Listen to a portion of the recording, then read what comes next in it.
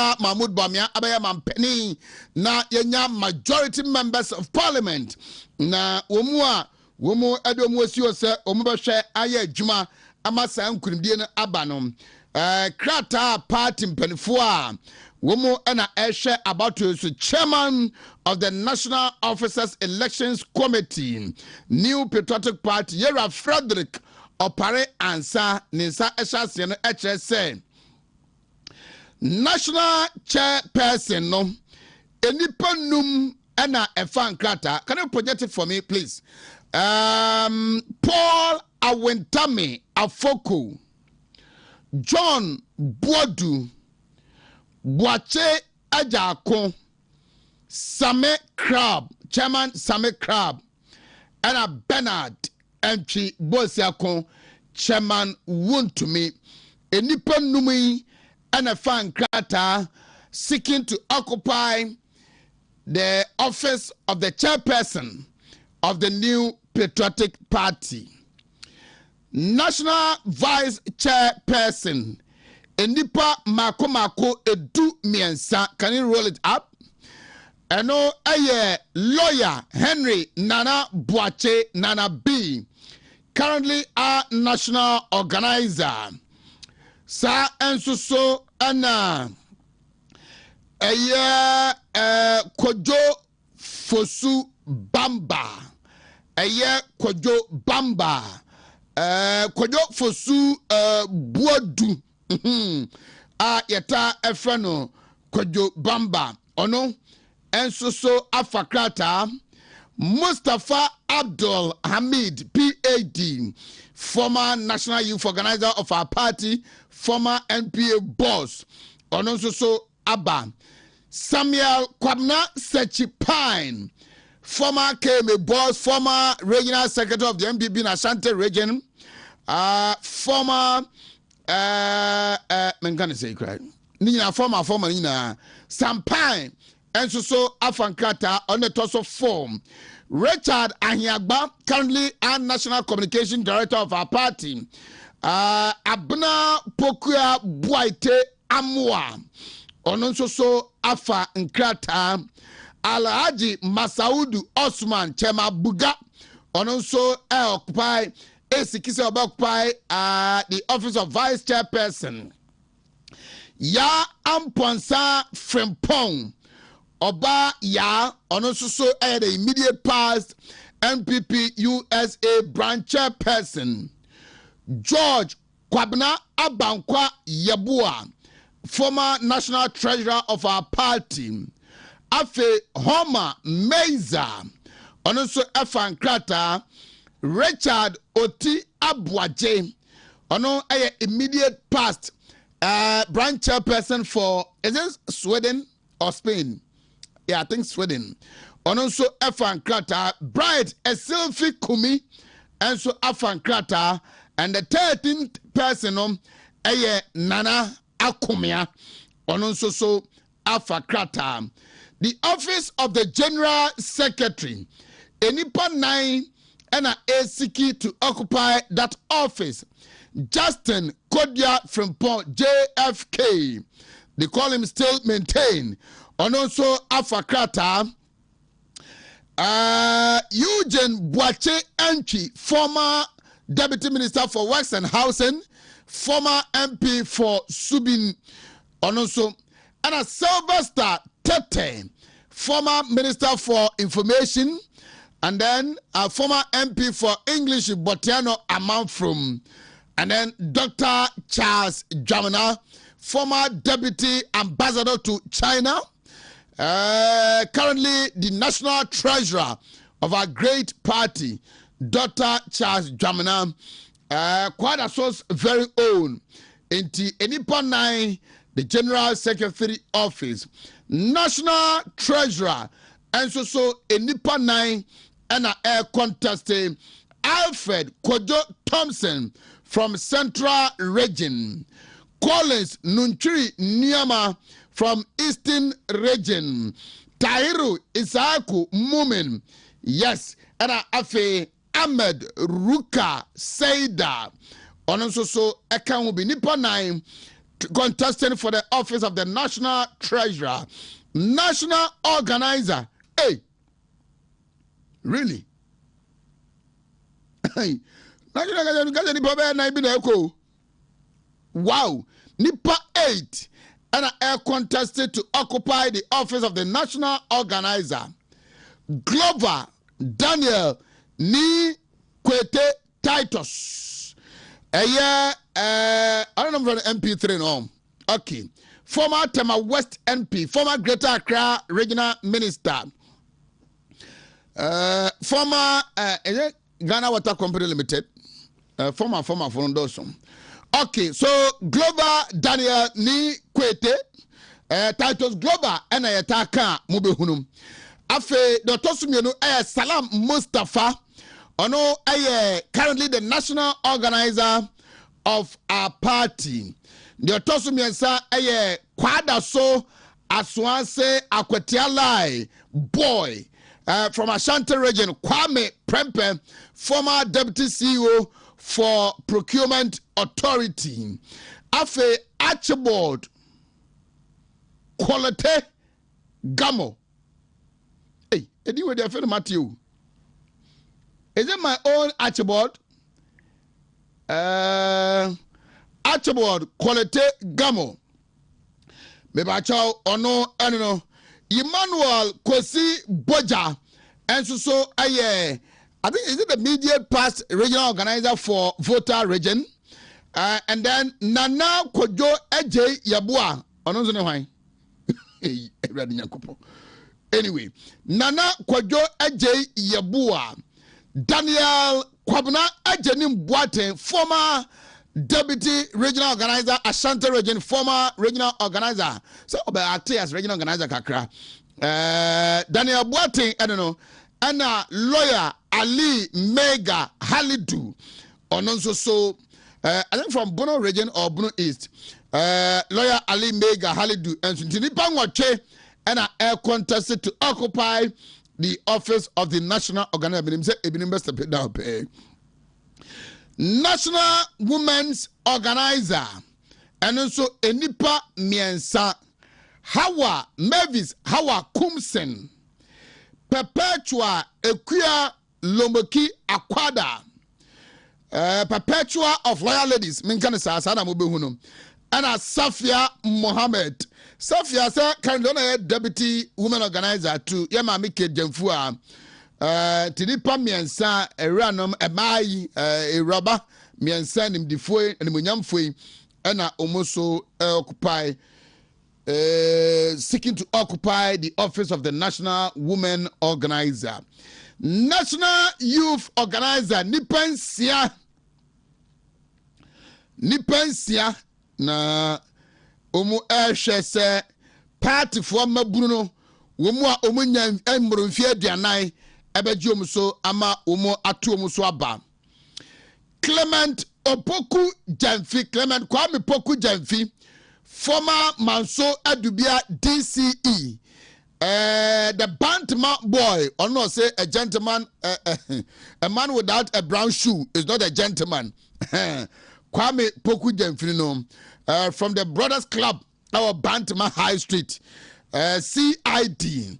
The Otosumi I Chris Lloyd Ni Kwe Asamoah, Gamaina, Party Jumentino, NDC 4, Edo Musa Ekikano, Ewo Ablekumano. Currently, a deputy national organizer to Nanabi, Chris Lloyd Ni Kwe Asamoah. Michael Osei Boateng from Ahafo, Pope, I don't know. Why, is it regional organizer or youth organizer? Tamana, Bona Hafrina, Ebumnum. Your team, and Oba Ahafo. I think Oba Ahafo, regional organizer. Pope, I don't know. Kweku Debra Junior's Pope. Afe Vera Oye Bram Labi. Another one from Loyal Ladies. And also so Waya Juma true Loyal Ladies no Waya Party Juma pa. And then Kumi Alfred Abebio Adente Kumi. And also so no abrante a odin ho si o aye adwuma party okay say tamwa na afrafranto eba no nanso so no mo no se da bi party my party first and wababa ye party adwuma agina mu 2024 obai and my party be kabo be adwuma na chantre ni aso kwa and then number 6 the man who nearly got the slot and I said the nod to serve as National Youth Organizer 2022 on a Salam Mustafa contest no any pope mo Abanga Fuseni Yakubu aka Obia Bedidi Ame Peche Kwame Abanga no na ono ana last time 2024 now your NPP's parliamentary candidate our Enche na yeto abano kwa edika ba say wawene na this for me yomne ma ya say ba say ba che say olusu na adwuma abanga ayeye ewo awin eye Enche ne mpotam no na nyasam keto akra what demonstrate say indeed he is a grassroots mobilizer na ebase yenkope resources fanya adwuma eno so honom enti Kwame Abanga wasako fan krata bio make us say Abanga edika to all the 16 regions I engage all delegates on beto bom here under 40 years we obesan akobio enti ni pensia enom so afan krata honom Nasara organizer national Nasara organizer me ba cho eno so no Isaka Muazo Kunata I hope zamanya edini yedie nipanum na me ka say ba mianu bi na ekwa me nsan Salim Bamba currently the immediate past Ashanti Regional Nasara organizer I'm just on what 3 times on Salim Bamba Razak Tahiru Mega ononso afankata Awal Muhammad ononso so and Muhammad Ali Suraj ononso esikisa occupy the office of the National Nasara Organizer National Communication Officer no Dennis Miracles Abwaje and Evans Kodom ononso ne hoy boy okay and remember na me the schedule for vetting no aba na mamen kwa man so na me a brother that I cherish so much very intelligent young chap and as a young patriot engineer wisdom Adam Gomaji or a mining consultant and a policy analyst menino enin komo emra fellow patriot senior good morning William Pacho morning Pacho we are boko there me adom na humo bro akrai me gidi se won so wo hoye na nkopon dom bi aboko brabeli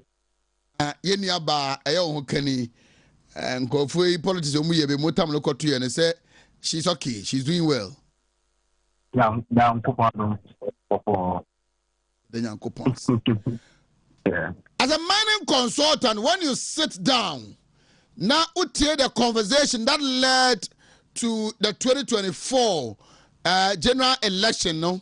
Even before that, about mining activities, illegal mining, angasa ekoso, and what a mining in a baya about quantity also seeking to do. Sir, you bet to me, I am mining no quite paso.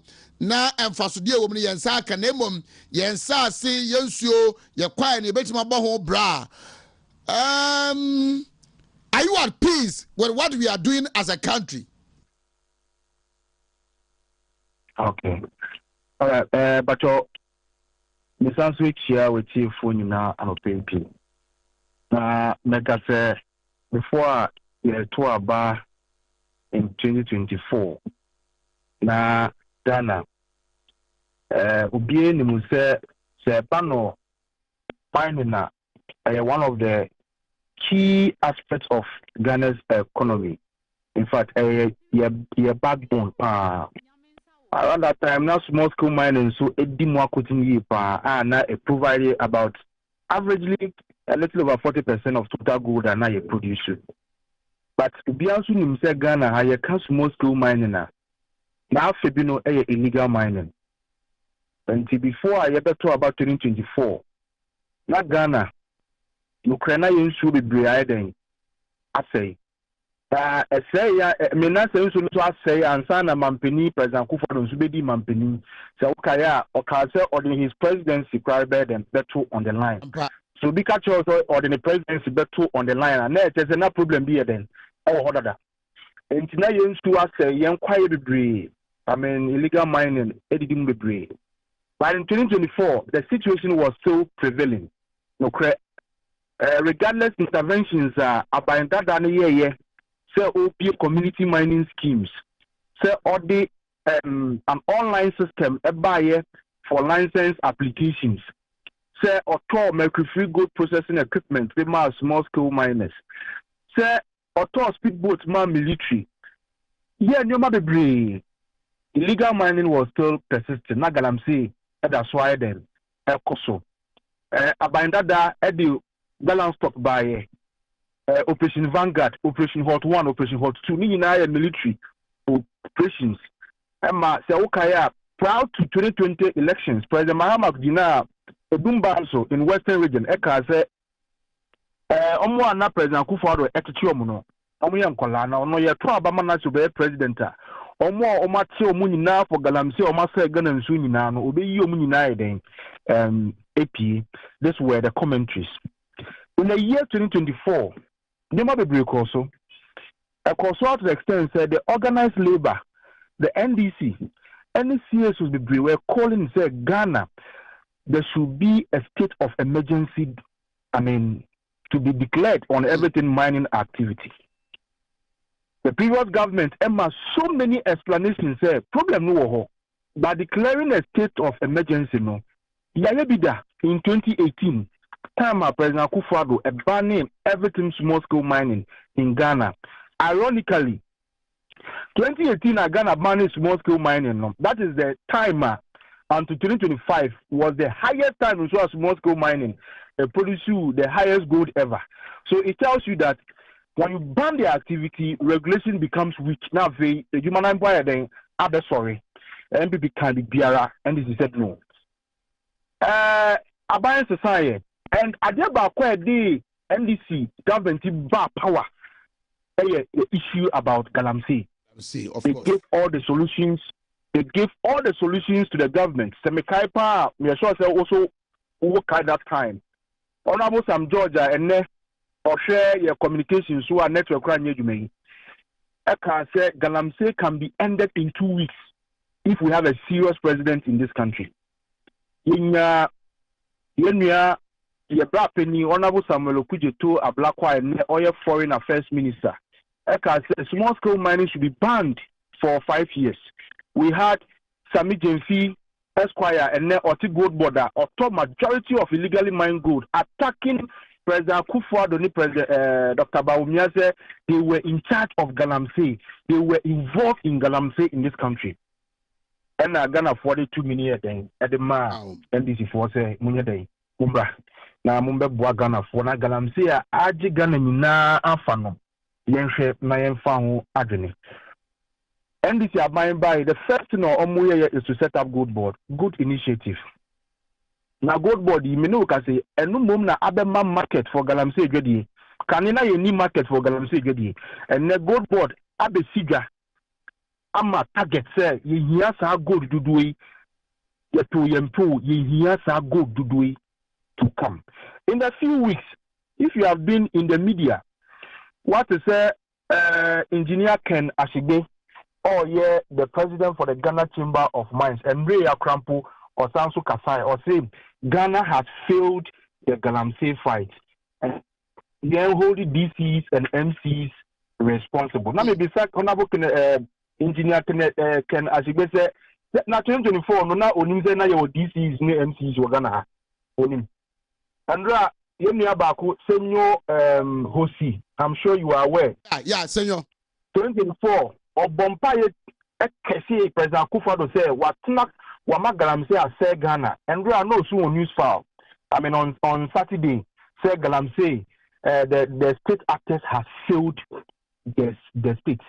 CSIR, the report be by last 2 weeks say Ghana has this year say now are even beyond treatable. Treatment plants have been closed down. We've had Daryl Bosu, the deputy director for Erucha Ghana. They were part of the people like a car say LI 2462. Now, President Akufo they buy to guide mining in forest reserve yen revoking and they are revoking our LI but illegal mining has increased from 45 forest reserves to 50 forest reserves. These are records. These are facts. And then we know we can see Galamsey air coso even in police station. What should they see what was in Pohofia in the western region some few weeks ago? Galamsey air coso police station. Oko Obuasia airport Galamsey air coso. Oko Adansi is he Asukwa agenda 111 hospital la yesi Galamsey air coso and na menu ka say good pie e wo Jubilee House krana President Mahama betna Mahama Galamsey aiden akoso. That is the state of illegal mining currently in Ghana. And we ubisa ya Galamsey and society.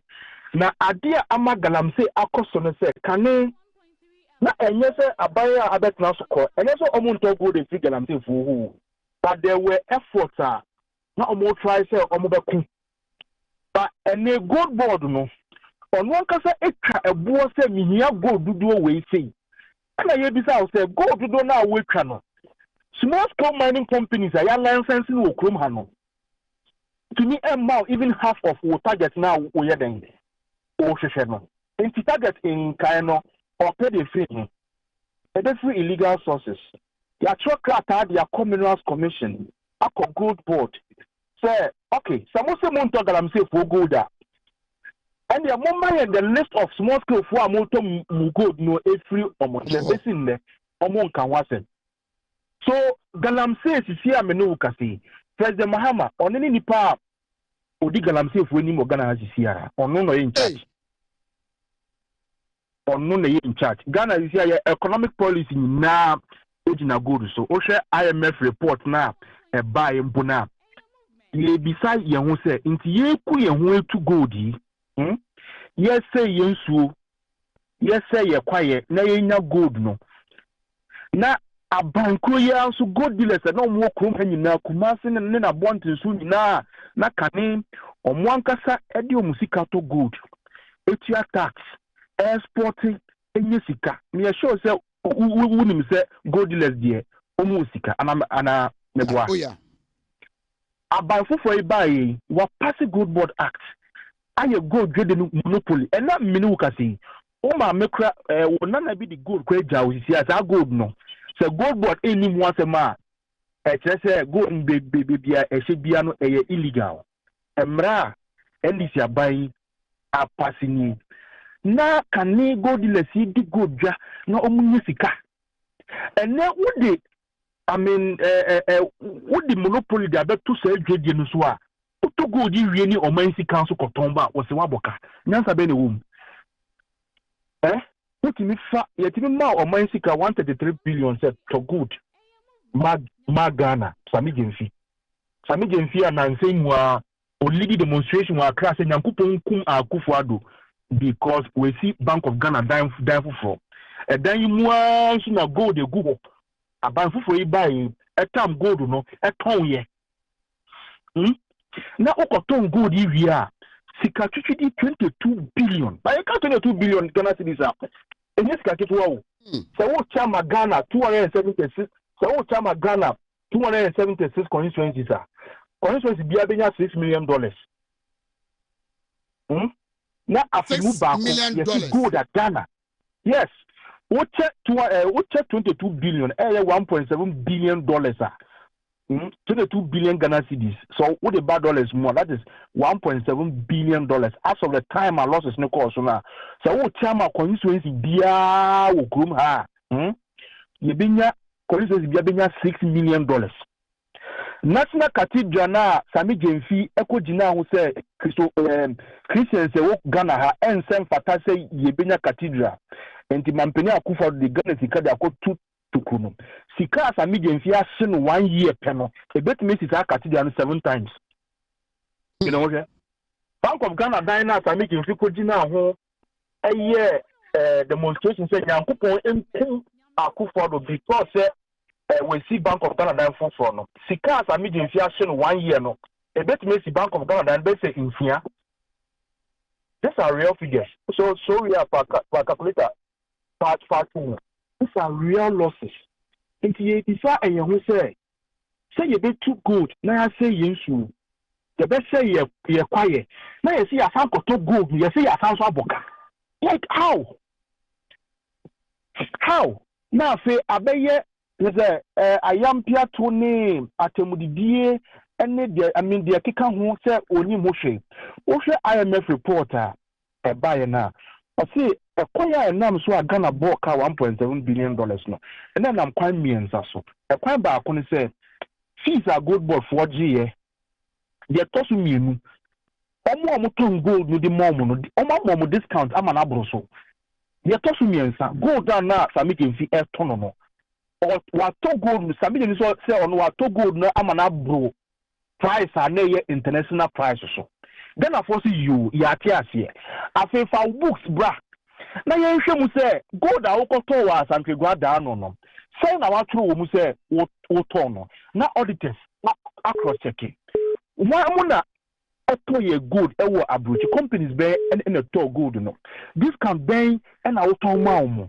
Because what you to to or mine good. Now one kasa what she said discount e the ama omo mu to good no. Yan fa ne say what for or mine good. What to my company do abroach. On my company no 1% discount. Ya here. I say a kaba. A kaba and I say besides a company now to gold demand them. You say you use our company no. Now 1% now would demand as discount no. Is it competitive in the industry? Because let me at the amount. I'm a 1% discount. If I say charge me car 0.5% room. So what you say? And no na Ghana for your person here. And nay abey and it's a medium fee. Abe a yampia to a didio biatem ubisa good board a car or mabwa na a year atem didi. Ewo kruma. Enti galam se kono and kobe biara and yamin America in penifo mabubo mudia che wini na yenkofwa a cassetia galam say in the previous administration. Masanswa kan omunsema omayede omakacho. And I feel the product of Galamsey Nanka sounds why you sound quite tombium so no. You see ya boka. Now $1.7 billion kana ya bonum. And any nan in a cow. A more for Cassiana Yesika and num a sumasi gradient no a biara. Okaya minority the core parliament. The National Assembly, a National Assembly, Ubia or MPO. Parliament. And Ghana Boka. Sami feel Esquire. Yes, your bra Parliament. Na bet nasi. Na yen these are questions. Na yen for auditors and for share books mu. Na yen said ya wo canon e yenokrana. Then they see majority shoot it down. Numbers are Ghana for the more mu se mu fanye Ghana ye no. Afi omo the F wakata so. A prayer bar because of numbers are omuwonti na oma shifty MP before I them e dey atonje na se ko ni say ya nya MP before nko e na bebre ko e kana aba no next budget a omu be kan no me chama minu wetua nti e nche bo say tax for eden eba minu woni na ye be eden ye be che na yitua nti gold board ho nsem no ye nsem a enye se obi wenyi na amanfo e dey ka e ka abeda Ghana so now godless for cry can say hey how say we beton on mine gold now say we lose 17% of gold no Misika when I chronism Omu advance an argument that yes yaboka nenso so no kwan bi so no aboa ama economy no your foreign exchange no eno so sika no a stabilize kakra no how will you respond to those arguments so okay so economy na ye year me ma no mo kejetia dwomni ade omo na de kire so what you say I mean me dina nka say economy no ayi na say enyi nanso Ghana ha open economics pa uko marketer o metro and the fuel price that and the petrol price at the same. Now can I turn in 2024? Now you turn is it 8 cities or 7 cities and then ASA? Nema bwa kosunti yamos ka say fakoton good na say wakoton good no na waboka e kan bi nso bet na se na yehwe mu sikeni bi afanche I will say why economy be na why ni teacher fu egu fie a ye promise you mo say ye be yo automatic posting placement omo na so egu fie nurses fu e wo fie a ye ka say President Kufado ye minipa boni na allowances no ehun yen ti se omo ba omo posting nurses fu nyina no nurses fu say no mafa demonstrations omo demonstrations an kuma see akwambo disabled folk ogara akrampo demonstration last week nipa say no mafa no wo kuma free SHS President Mahama promises say ono ba obeto imponchi ama secondary school fu amomo arere no what be that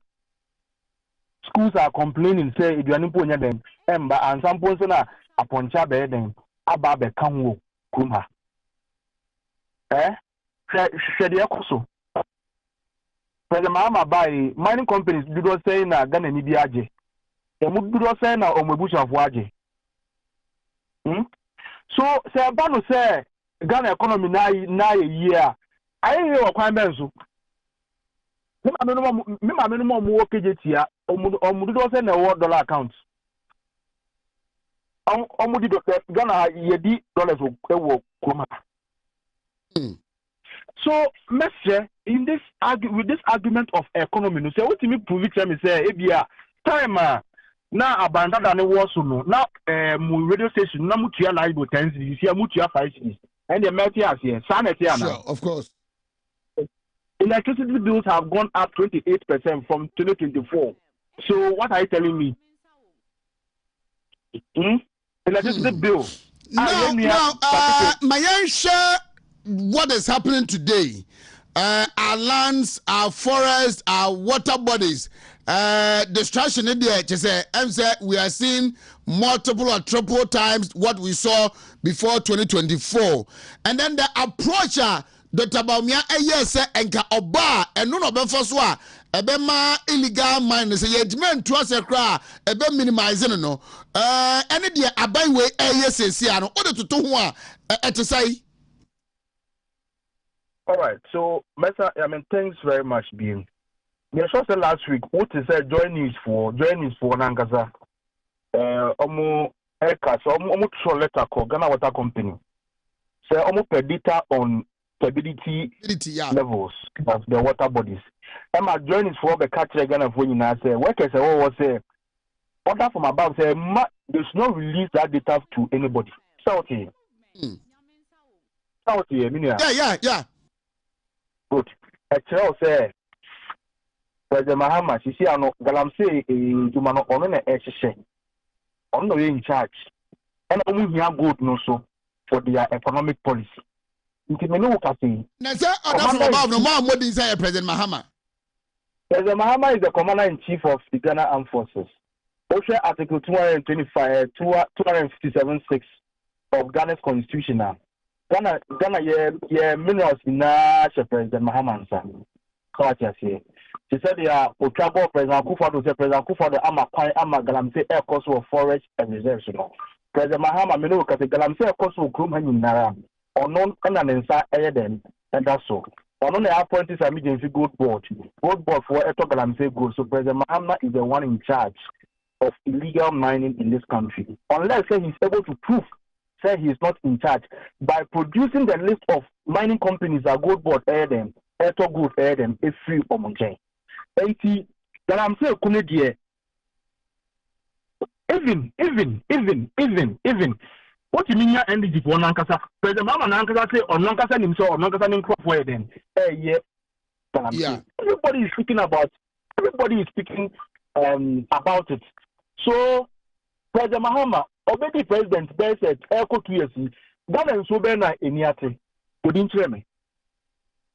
Ghana and Soben, Osia CSOs, as far as President Mahama can say na gold no say omoko two gold won so na say gold no yenya nyama omofa gold no enkwa na we mampani a o ka cho say galamsey for the gold bar obeto because all share my gold near them on conchain if they say company they ka say galamsey for gold na mutu no munja no wan ka ne sa so as here enti president Mahama galamsey ekoso wo Ghana he nyinara onimhubi so onimhubi a ombe yina no so as here enti ehone de yevanto nchen Samson Ayeneni, the host of Newsfile, or Kasemi last year, or say, Sir President Mahama, on fa I didn't be in fit Dr. Baumia Okrana, upon a show, Uncle Baumiani Manifesto 2024.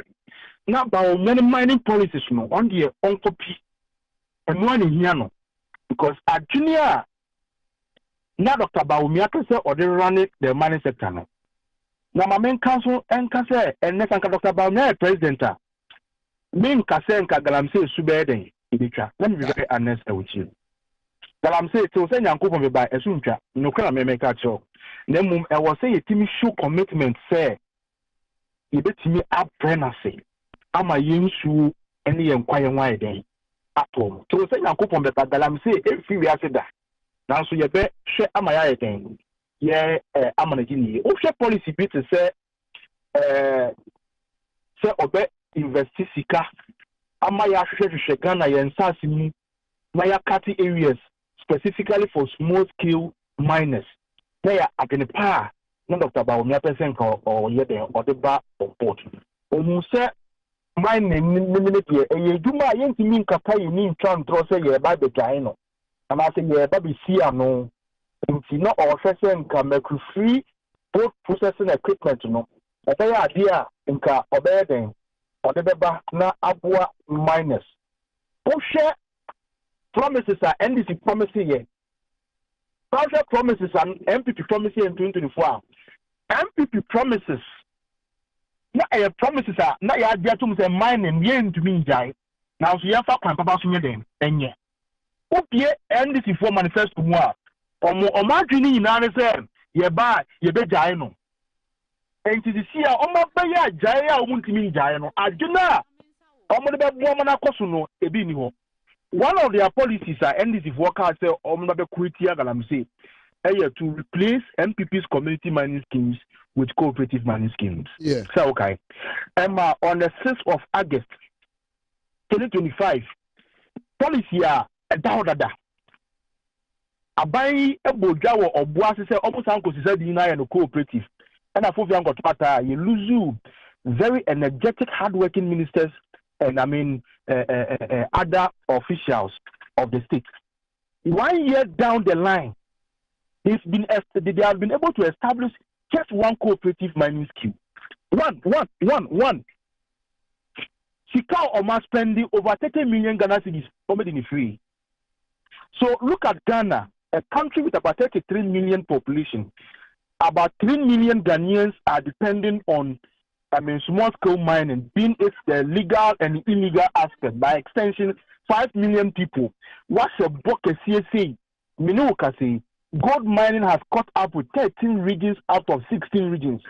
And in 2 years, getting to 2 years out of a 4-year mandate of a government, they've been able to establish just one community mining scheme, cooperative mining scheme in the hometown of the minister responsible for mines, Enumpo Enyejuma. So this is a government that has failed on all fronts regarding this fight against illegal, because none of their policies are working. You see, Omukase nyina a gold board. Omukase nyina a gold board. Because gold board na eto gold no. Me pape mo, me bond mo no matter. Inti me paucho. Magana nibia enya areshemu se Galamsey babejai. Enyai. Obi enyi na adwin freso. Enyai. Under President John Dramani Mahama. Enjai. On the second term, the Obay. Mama na say na me friends you na say better di nkomo pa. Nyame show ene wadaje. Thank you. Thank you so much. Engineer Wisdom Adam Gomashi is a mining consultant and a policy analyst. Ono ena mine ho ensensam ene the extension of it gold board a car abemu ene emu nkomodie nyina no anopay meneno edi ho enkomo. Na quickly let me take you to the Facebook page of Honorable Alexander Kwamena Afenyo Markin. Na enanwada minia Samijan fi a news file ninkoma okodi na osi ora Afenyo Markin onokra no aba no ni dinkomo bi or describing as a extortionist no ora Afenyo Markin aba abeya no akrata watre no odibi ebeto ni Facebook. Now if I want to read through or see over the past week, all manner of insults and personal attacks have been directed at me, apparently in an attempt to impede my character and divert attention from the substantive questions I have raised. False and defamatory allegations have also been made about my motives for questioning the losses incurred under the Bank of Ghana's domestic gold purchase program and the role of Gold Board in those transactions. These allegations are entirely false and I reject them without qualification. As minority leader in Parliament, my responsibility is to help Parliament discharge its constitutional oversight function. My actions have been guided solely by that responsibility. I have neither acted from any improper motive nor conducted myself inappropriately in the performance of my duties. I recognize that in public life, those who are uncomfortable with legitimate scrutiny may push back. In some cases, they may resort to false allegations, personal attacks, and ridicule in an effort to shift attention from the substantive issues and make the person asking the question the subject of controversy. I remain focused. I will continue working with the minority caucus to initiate the necessary parliamentary processes for a full inquiry into the reported 22 billion Ghana cedis loss arising from the trading done by the Gold Board and reflected in the books of the Bank of Ghana. The International Monetary Fund has reported a loss of approximately $1.7 billion under this program in 2025. Whichever institution's balance sheet carries that figure, it represents public money. Ghanaians are therefore entitled to know who the off-takers were, what discounts were applied to their purchases, on whose authority those discounts were approved, and what fees were earned from the transactions. They are equally entitled to a full disaggregation of the $1.7 billion US, how much arose from the foreign exchange differentials, how much resulted from the price at which Gold Board bought and sold the gold, and what considerations informed the management decision behind those transactions. These questions belong in the public record. The minority will continue to place them there in writing and with our sources published so that every Ghanaian can examine the evidence and arrive at an informed judgment rather than merely take my word or anyone's else. On the defamatory statement made against me personally, I intend to pursue the appropriate legal remedies. Meanwhile, my attention and that of the caucus I lead remains firmly focused on the program, the decisions taken, and the public funds involved. Signed, Alexander Kwamena Afenyo Markin, Minority Leader. Eti eno adie no na pay just about 20 minutes ago osad we bi abato ni Facebook post say myjoyonline.com stop the misinformation, stop the misinformation, stop the misinformation. Your report that I've been summoned is untrue. On the contrary, ahead of the reconvening of Parliament, I have summoned my colleagues for our caucus meeting. as is routinely done ahead of every meeting of Parliament to strategize and coordinate our parliamentary business. This is a regular practice of the caucus and should not be misrepresented as anything else. Pull down the misinformation on your website and correct the record.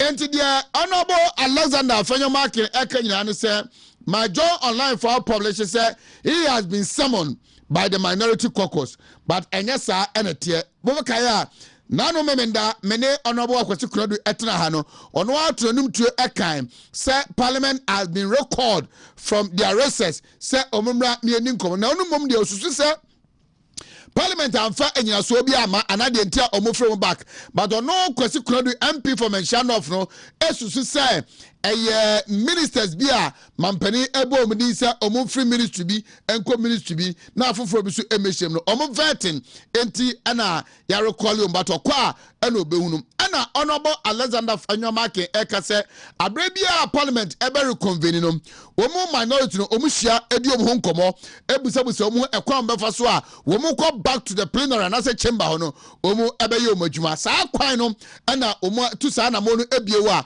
anya de joy F my joy online eka say the ACC our gold board ne one sameje mfinse nsem no enunti ana minority ni mom asamon ono minority leader no they should correct that misrepresentation now omaye ewo omo website 4 minutes after 8 afe mamemna na yemedin komo Kantanka Herbal Pharmaceutical and Research Center womo ana de emulate herbal supplement aba in the next 10 minutes we will hit the phone lines and continue our conversation that we are having with you this morning. Senior, good morning, Bill. Good morning, mini happening. Na apom to say. Why did the chair no pay so? Edenyanko pass and pay metifo na mahwefo nyina ye ready obi ebusa say adenti na emulate herbal supplement no e wo say otobi na onom. Meda wasi bebre mini happening say anopay Ghana for MPM ATM ewo kasefidie kese so a na eyenchia sronko na yede efi Kantanka Herbal Pharmaceuticals and Research Center ede mom anopay yesre nyamepa edema obi ade bi obi aye bia no enkoso enye inhira na enye adom na apomudin samo a yede fi Kantanka Herbal Pharmaceuticals no so ento obi a akoma pono so na onhwe na apomudin yi ansa na mesha ase no mede aseda piesie na ebema pharmacist herbalist ene doctors ahodo a enra etumi ebotwi eba bepie mu ewo Kobi Catch Hotel na yetumi edie nkomofa eduro emulate herbal supplement ho enra de eyeme enije semye bebre yesanse se nyese medi mawoda atwemu anka enra mesan di ne foforo se wo hwa dansidi a doctor fo a omodi emulate edi juma pharmacist ahodo medical herbalist and even over the counter assistants ahodo ede eba hotel ho na omone yen edi ehunkomo echiechire mu niam ahodo eduro na yama nkrofo a afi na yanka sampo no agi yensem esanse eduro ne de se de ade bia no me wofa Festus bobu ekano no agi se wanso anhwe se won saka bi nko ade a adanse di ahodo a ekoso no wonso wonsa ebetumi aka bi ema na boawo ohwa yare ahodo a doctor for ne prescribers ahodo church sa abo mo facilities na omo etumi di edro emulate herbal supplement ahwe aboa empo die free abontin air recommendations e de ba omo honom eni adanse di a nipa nankasa e de ba no na kire se edro emulate herbal supplement die yebekoso na yabo ye papa Kantanka edin ni yabo na baso se odi insurani adom soronko sei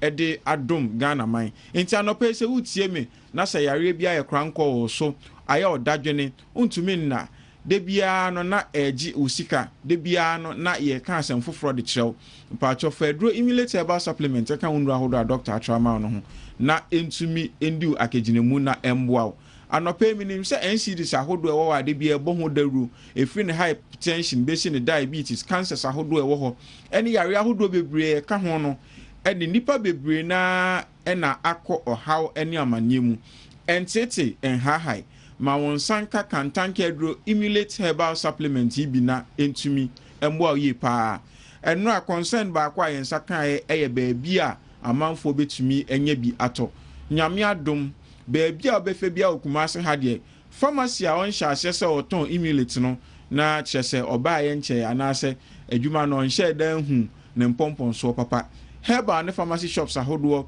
e free PFE e de besenko chema 1990 ho wa asafo eno last pharmacy ne di hwe animu edi a misty baabi a obefa bia ye ton abibiduro bia de pacho de borem na ka kye ne se wo pe kantanka duro na ne ti da ho no se de a etwegu kasamfoni no so no eya ade a ebetumi abo yi pa yen a ye wo hypertension yen wo diabetes pacho entete en high fa emulate herbal supplement eka ho na entumi endiu akeginemu yie pa eduro no sadia yedikan achiemu no 100% organic a free kantanka herbal pharmaceuticals ya papa apostle Dr. Engineer Ko Joseph Akra be bia wo bia no yekoso ema onanti yie na yenim se adwuma ode baaye no so sadia ye share ho bo ansa na wokọ no ye beginemu ama Ghana fo nyina ehu se yampa nyankopon de nipa soronko bi ebedomien na ode nimdie soronko bi nso ama abibiman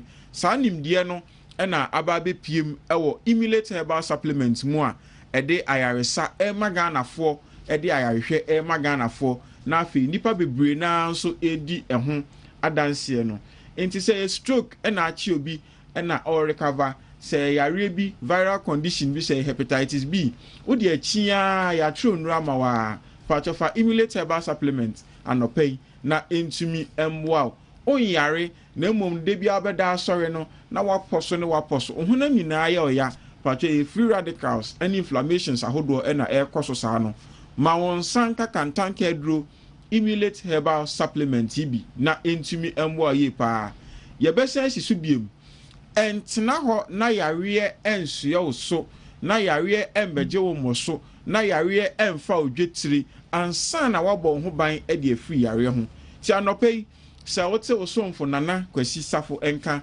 ewo Wontumi kasafidie kasie so a pacho ma onan enye ntietia na fa numbers a egu o screen no so no freyen na ye ne o endi enkomo na ye nkyerɛ kwan a won so betumi afa so enya eduro emulate herbal supplement ema no etumi aboa wapomuden eduro no eni etise ensuo so hu black or brown particles bia wo ma eka eduro ni so hu eka nhaban ba hodo a yasone so ede aye eduro no ho eduro ni 100% organic essential oils and water based compounds and edi afrasa no and chese eduro no asei and chese ebia na I expire there be enye sa na etie so we a pharmacist or a medical herbalist or a doctor or a prescriber na se eno a wentumi enya akwanya ma nanso be pese obekoso eniyen edidwuma pacho numbers egu ho no obetumi afreyen na wone yen edi enkomo ade a yebeje wo so fefefe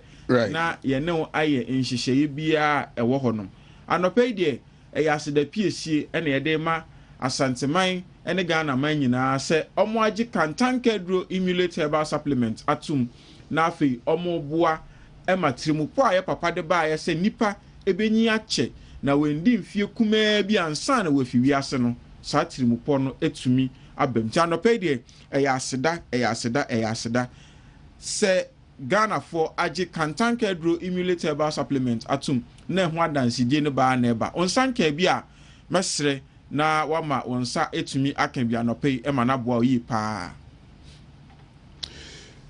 ehene beto no eduro emulate herbal supplement said de bia ebo ho da ru no so obakuma ase ha e free misty Polinac Dani Farmer edia baby a obefa bia de ade a yaje honom afa wholesale point bia ofa wunro free no pacho pharmacist obetumi akohonom medical herbalist obetumi akohonom pharmacist akese etwa ehu ahia ne de bi wo baby a onsa betumi akabi so western regional AA Mensa ewo ho Saliments ewo ho Cap Herbal enso ewo Sunyane a no nso ebo yechi dom so obesin kwa Accra Larry Ekus wholesale point bia ewo Kanshi drugstore lane pacho onsa betumi akabi Central region for ATM anope mikromfo se yekọ Kotokraba market onoma brucey yensa beka bi pena yensa beka bi sankotex yensa ebetumi aka aduro emulate herbal supplement bi ema no aboa yen so pharmacy bi ben o herbal shop bi ben o na wanti din a pacho boremu na kire ne se wo pe kantanke aduro won aso na Ghana fo nyina eka eho asem na impo mrahye begefie enso asan ase se ade a aboa ewo hepatitis B okun a ye kun said ya yeni na ya papa minority leader echiri mu no nti anope de eye aseda ene yekoso ede ma Ghana fo na ya sre se entna ho na yare enjewo emboso ma unsanka edro emulate herbal supplement bi na mboa da bia mebusa se hwan na entumi nom edro ne bi na omunsusu a yare enti ebia oda edro bi so da onom no se opeso nom emulate herbal supplement na eka ho a ehun komodie no etesei edro emulate herbal supplement edro bi a Paula one man temunso wasen edikanfo de friend integrative medicine no emu se ka se integrative medicine a ye kire WHO tirimupo a ye se abibiduro ani abrofuduro betumi anante abom na aboa adasa enti no se ofa edro no a abrofuduro ahodo bi a doctor atro man a wo so no pacho ubetumi de edro yi aka ho don hwere baako entem enti me wo hypertension me wo diabetes me wo condition bi a eni me di esi doctor atro me edro amame esan se emulate no bioactive compounds bebre no so wodwuma edi ninti o de fa abrofuduro no twen don hwere baako enu akire no fa emulate herbal supplement ka ho na entumi emboa yi pa se onso oda abibiduro ahodo bi so a onomu a ebesere na emfa nnuro no endidi afra na ebia enkofa insunsanso bi emfa emrew fa emulate herbal supplement na entumi emboa no hu fa so de potinya wunya ewo eduro ni mu se eya abrofudo ahodo bi dia 1 hour se dia ya kire no pepepe ubetumi ede aka ho ema no aboa omo ntumi nom eduro emulate herbal supplement bi ematan a omoma enufo mapemfo ene mmofra omundi mfie du mienu so yi safo yi edi free mu dia nipeku aka nyina betumi anom eduro emulate herbal supplement ema no aboa mu ne titiru ene ye maamenom ne ye papa nom a omumfie ekonanim nti honam yawo ene mreye ene omo edi esie mpacho maame o papa a owo ekura bi mpacho tobi ekoma no na obeda wase ye pa esanse unyi no na immune system ahoden no so bafom na yawe nkitinkitin bi epese agi nipedua no eboso enti ma onsanka bi na entumi mwa pa 0535112873 0535112873 mebacho enkomo ayedie no emulate herbal supplement na mo awokope bi ator monkai na monshade we nso ene enododo na okọ pharmacy bi a herbal shop na kope bi ator se ebini ho na we nso so ye adwuma na eduro na nka abepa ator ni emulate no na abepepe me ba cho okọ na ebini ho a move to the other shops and as pharmaceutical shops no ubenya emulate herbal supplement no ebi ato eni aduro bi anya adwuma pe eno nko ademo sonko na adwuma se de etintim no se emra emeye na minim de obeka ka ho na menya okano pens bio anope de se de mewo enigiam ne mefita mehye eye inkranhye eye ahowo a se kantanka trimu pokese ya ode ba wi ase no yenso ya ba besom ne yeboa ya na Ghana fo mpempi no ye pentem ema sebe asembo ne ekọ akiri de chen asem papa na mmoma no pe de asempa ye de nam na ye ka mobi ate se kantanka adwuma oba wi ase ba be ye no ensiye esanse watete emrante ne mmaba wa bebre nimde kwan so a nimde a ne nyankopon de ma ne ba wi ase no ode agya se yenso yenfa mbo adasa saa nimde ni bi na ababe piem kantanka herbal pharmaceuticals ahye ya yede ehun edro emulate herbal supplement ede enam intiment ete men high onuadofo a yare bi ene o edisi pacho tutumrika na ma wonsanka kantanka edro bi na intimi ndu akegyinamu yi pa anope de yɛkɔ so ɛsrɛ nyamepa ɛde ma obiara dwuma bi obiara yɛ biara no ɛnkɔ so ɛntumpɔn na ɛnyɛ kɛseɛ yɛnim sɛ yɛwɔ nkwa yɛwɔ ahoɔden deɛ nyama bebree ɛna ɛda yɛnim yɛbɛda mo ase paa yenso yɛda ase abana ngɔtwe apa ho meti du ngɔtwe na ɛnɛ deɛ aso jai deɛ bia no kom ne ne tinwi obi asurafo ka ma me pagya me na ka sɛ ɛda na samwa o ɛna ɛba na ɛnɛ deɛ sɛ deɛ aso asi asɛda na samwa no ɛnwanwa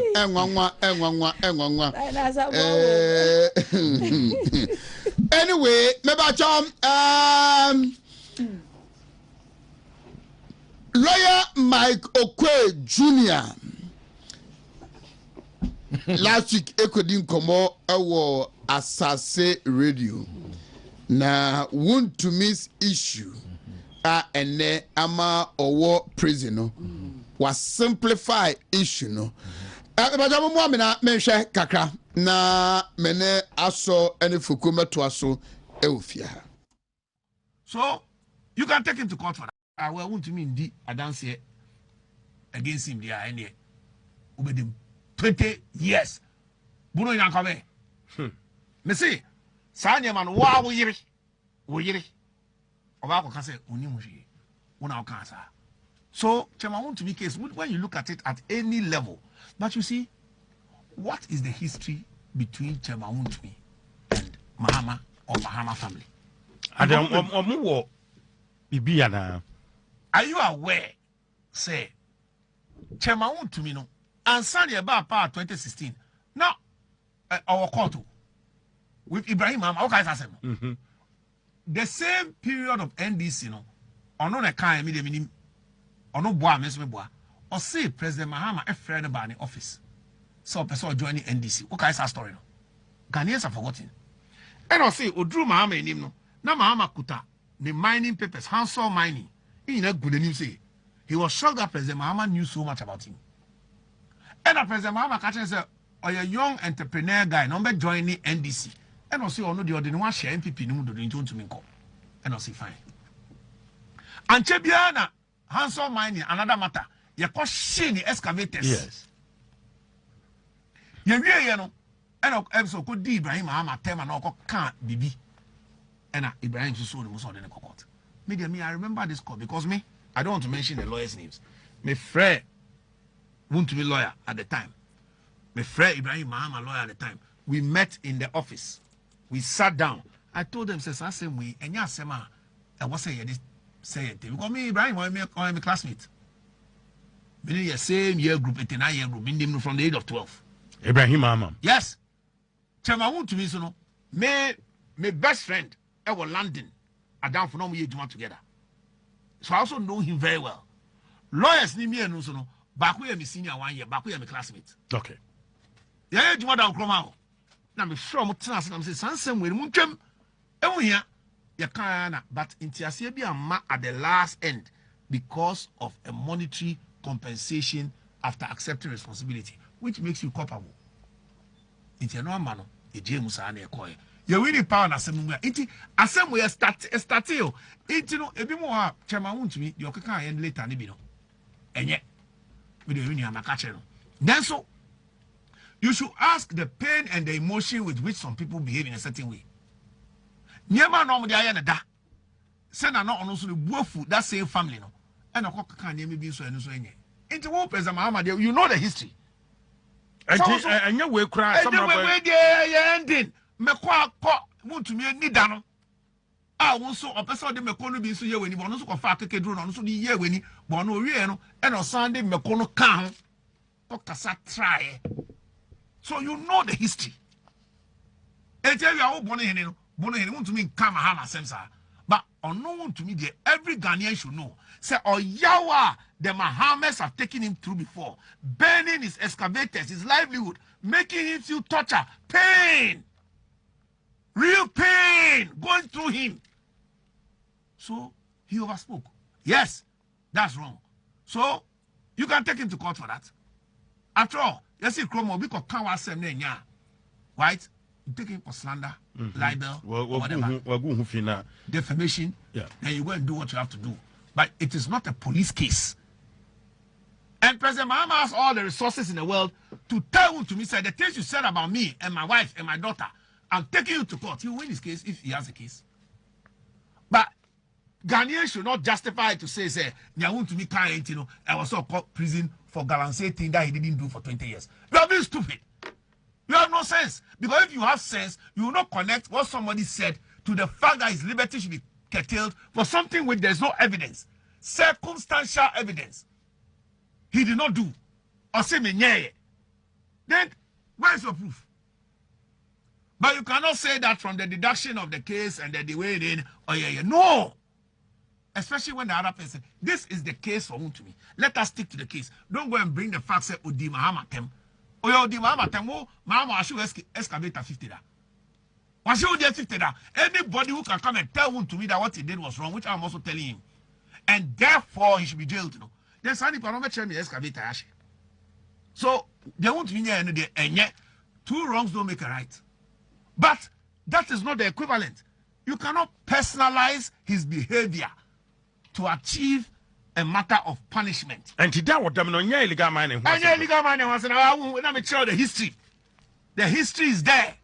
So some people, in some cases, some people when they want to please, and when they have certain briefs, which can be in the darkness of the shadows of this country, and they need to be now. You hear commentators now on all the Mahamatem, and even some MPP before Krakebi. You are being childish. That is not the issue. 20 years, when you didn't do the Galamsey, the law is for people who are doing Galamsey, not people whose land has been used for Galamsey. Yes, maybe you should have known or ought to have known. I know you're different.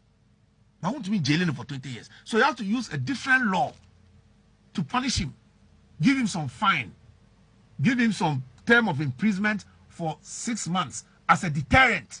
And no crime for baby moi. But you can't give him 20 years. And the other man is free. I know the minia. President Mama. Professor Mike Okwe Jr., lawyer, our former parliamentary candidate, Dome Kwabenya. Na asemwe makape. I remember one of my interviews with Kankambodu on the show YouTube channel. No, Mekasemwe said yes, we admit, sir, and someone Wontumi ekeka no ebia na anohye. Meme crowd and comfort crowd dimatem wo Facebook ne social media say I want na wote ho na wugya no na okeka kansam na edna kwawie ni say fair enough moka.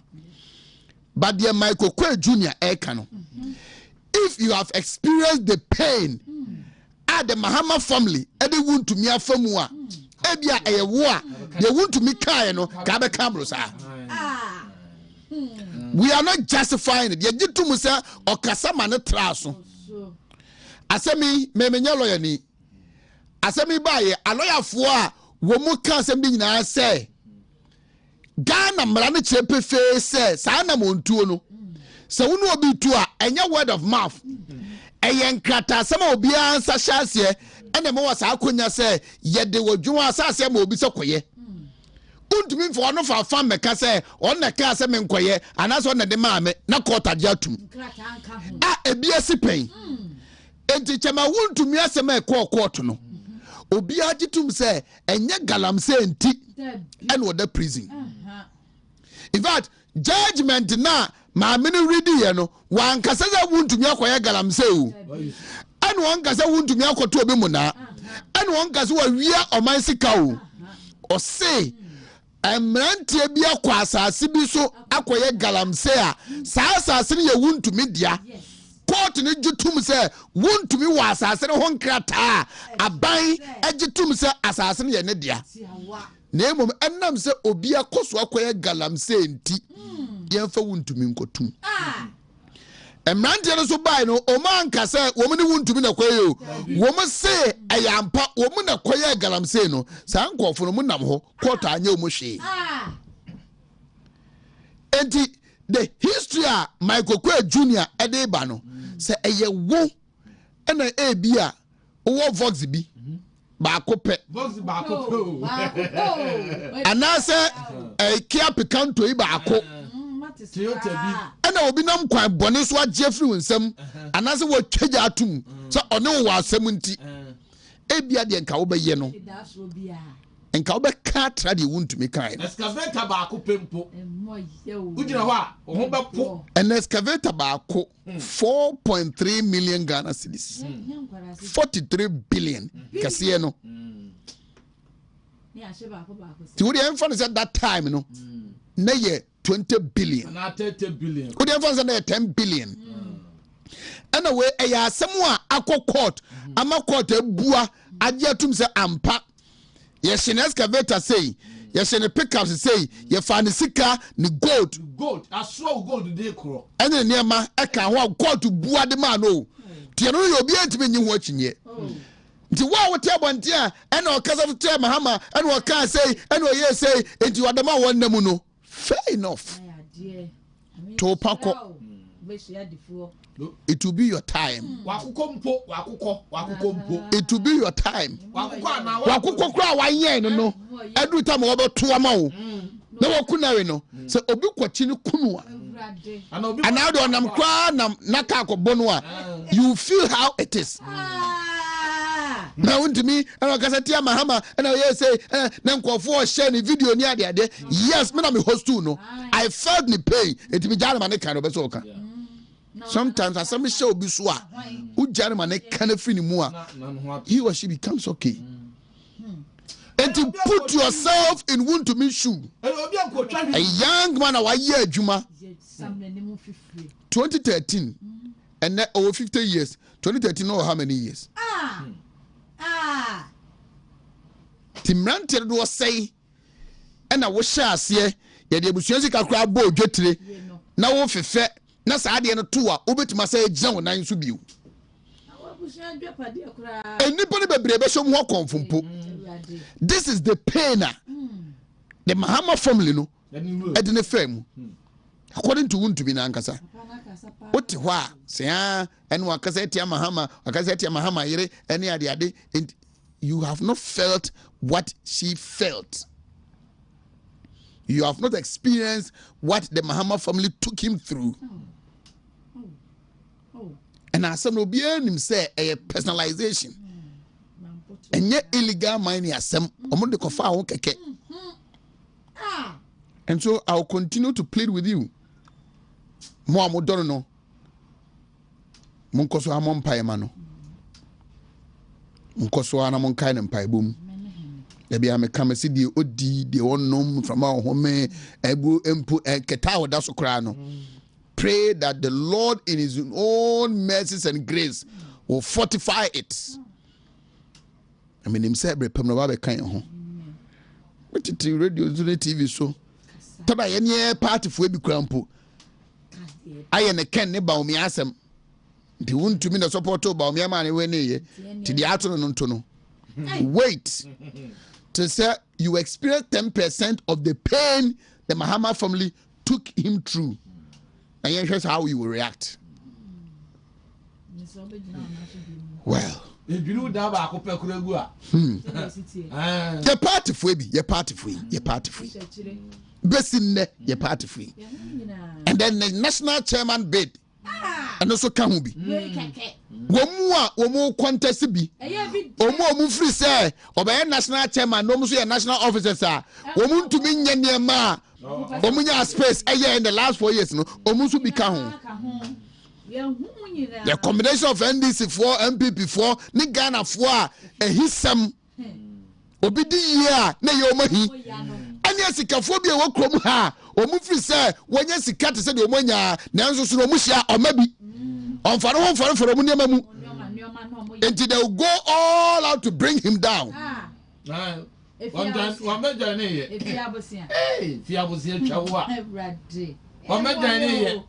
But he will rise up again. Said on one share Kongu na brabo so. Said a year be kese. Asina shase no. Nan what that na excavators over 200 300 yeshe no. The pickups be 100 yeshe no. The fancy can go to ka ho but was how sorry you. he will come back and he will rise up. Now, obey greater than how he used to be, politically and entrepreneurially.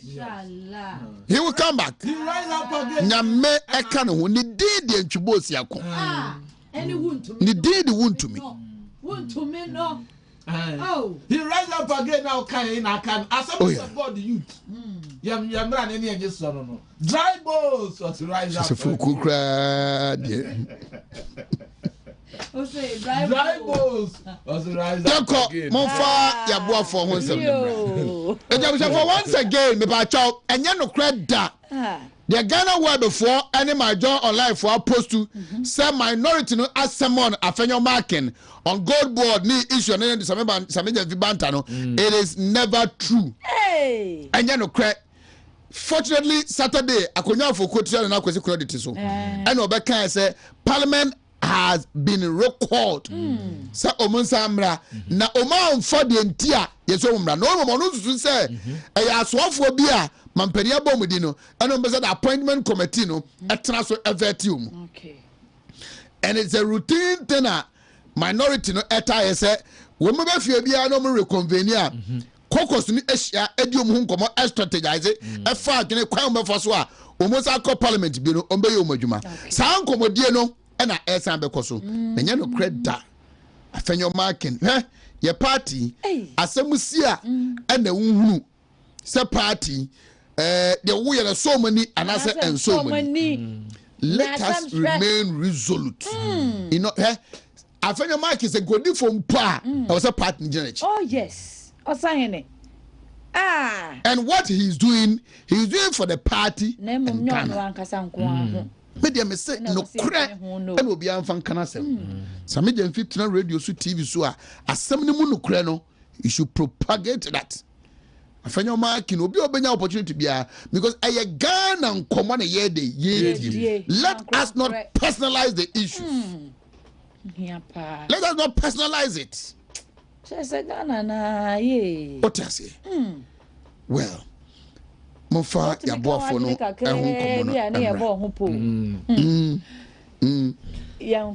Mofa ya boafo no honkomo no bra na yemfa yanko ambotre musa azamutimu ana bongo na samwa Oya ma pass any message you no me na samwa star ya bi na why me so opia me can say ma dan na ave me heri ye na mu say ma be bia wo bia ya chia we mo ache dan na aso asamwa no yo Immunite herbal supplements. I don't when you so bianco pebi na doctor di unkomo na na kire mu ano mejiri se wate pa eye duma be kwankro ya de nyina etu ase tini ase ko be to bido bia de ko bisa na pebi to na wonso atimi aboa na ye se si namba no so bia wa ma said the doctor kan ye kire mu ano wo betimi afre no ewo 0535112873 0535112873 3P garlic mixture. I'm pay me can for piwak for dray. That's right. Na media mau. A draw when a babo waba wubu on sa wo bre won sa no na yetiti stroke yare aka wato from wo wo John Shaw wo bre wo high blood pressure no ebedwane o sugar level no beba normal e kase abros won so ya de sa de boni e na agi ni pedua ni maboso a uhia 3P garlic mixture na etimi aboa bo modna ko ba bia to adro bia ana frepiwak for 0248928824 ana 0201000021 na foko wa me fa we twem na ma sorry baba ku de ne birthday ma rose so men kan show say ne bejo drinks ma rose ma rose si share ne white na order drinks biscuits ni ade every Sunday school mo fra na pray for that so I Madam Priscilla so Shepherd Guild mekuofo asori manyina anope mi jino manemu ye ma happy birthday na ma so men no ka chere mo se ma we shina o sore nko yasemmeba eti ma rose oton drinks ewo ukọ Joso market one more. Oko baby okay say you taxi drivers ne funny panoa. Chere one more and a ma rose a share. And pay ma rose me mountain kwanya kupon. Congratulations. Congratulations, oh, congratulations. Happy birthday to you. Kitima Herbal Center. And namun saya dia drone ya kan fudia ma na no pay. Ani ase ko ebu akwase pass Gawo Junction. Na unya duru onu ma ho na obehu Kitima Herbal Center. Wonu mu esanya do wawo bebre na emu ba ko ya kan fudia ma ye namun saya dia. Na ni antili say namun saya dia no tumi ko hinta na edi unya na edi sunsuanso bia ba. Bonso onam na wo kun sunsuanso no na ya dia na ankasa nso hinta. Sunsuanso ni bi ni say betumi siwa wo kwan na nam pa woduru. Nanso namun saya dia na ekofa sunsuanso ba no eno ankasa kolata. Afen so etimi emobi wo nanso obewo na ne benedidam na wo su obi nso wi de etimi sei no nam epene wi de na no aduro na namu nsanya de na nkasa no kofa sa nyema we nyina va ya kwa akote enti ne se bomode nso benum bi de agbo ho ban ebetimi abase empo so nya bi onya bi nonom bi doctor say ebi adwuma sam ne kwa tintinti na wontumi ma bu akwasa pass Gawo Junction yamfa number we ma na frɛ no na nkomo bi owa eni ni ewo 0246914717 0246914717 Ghana bam Anope ya wabama wudro bebre nenso emu kenkan pa no eye Ghana bam. Yes. Ghana hebo fo na diaba enu nti anope pepu kata no a ache wo no bomodan ma won sanka Ghana bam no bi tis tunsu ohyiemu na fa ntoma kuntunkuru ho fa kuru ho sa na puni obe sori no hwini mu bete kama na won so ahona mre wa o ye adwuma eden wa pɔ ne wa pɔ so be sori be wie na to asetwetwe wo hona mu nyina ba bia ya o ya no won so hia Ghana bam na o de asra sɛ be board de ama kyerɛ sɛ nwoma nyina ayeyie na sisi yare na etete wonu hia Ghana bam na o de asawa atekakra bi na o de tua sa menka sɛ fa kɔ ha o fa tua na o de tua ebebo sisi ne mu de ama ho atɔ Prosta Joy capsules so ba ye be ma bia wonu bibia prostate nsensem won kwati bi da Ghana man capsules so ye mema ho ne nuro anope Ghana hair before nuro ya omodi abai ba bia ye to aduro bia e bi wo ho no mo je number yi na frem panifo 0244727028 ana 0244754380 Victory garlic mixture. I was your for a Victory garlic mixture. Add the amount, baby, I will be a da na sadro way.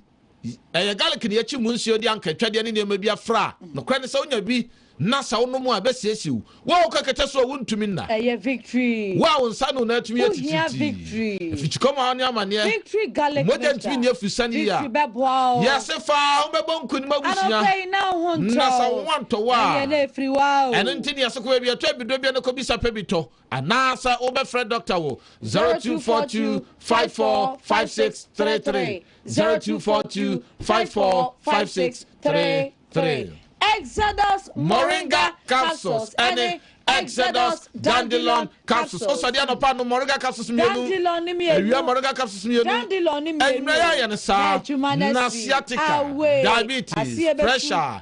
Any other wood where I come and want to know for wake up with your friend. Exodus for you. I was shady as some other can cook in a party in Mre.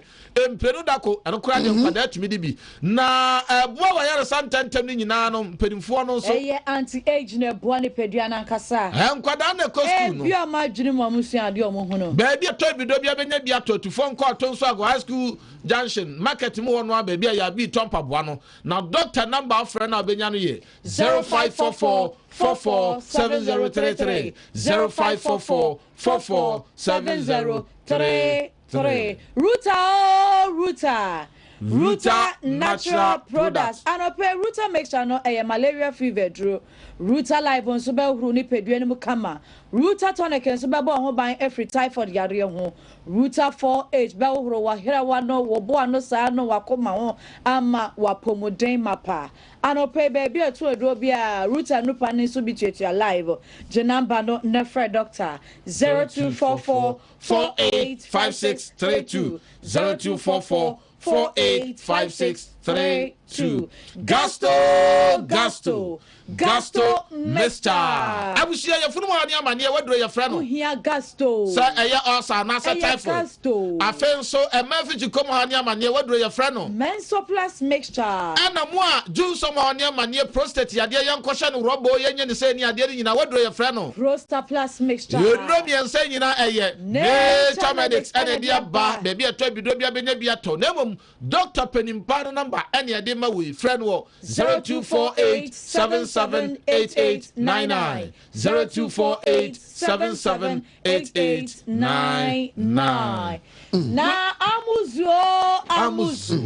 amuzu hair food anope make a funkuwe na media mouse ne eno na obia yusu a ema ne tiriwi no eye kama na so twan na oba wani monyam ene utiriwi etutira no na ekukuo no utiriwi na odi afetu mo na epro no uhia amuzu hair food na etumi aboa baba fo ne salon fo nyina monko bebi etonku na monko pebinto na wa wo pa ne dodo so etu no wodo ani twem e kuma setafo nhia yeso amuzu junction na Dr. Amuzu esmema wonsa akabi june number no nefre no 0242955056 0242955056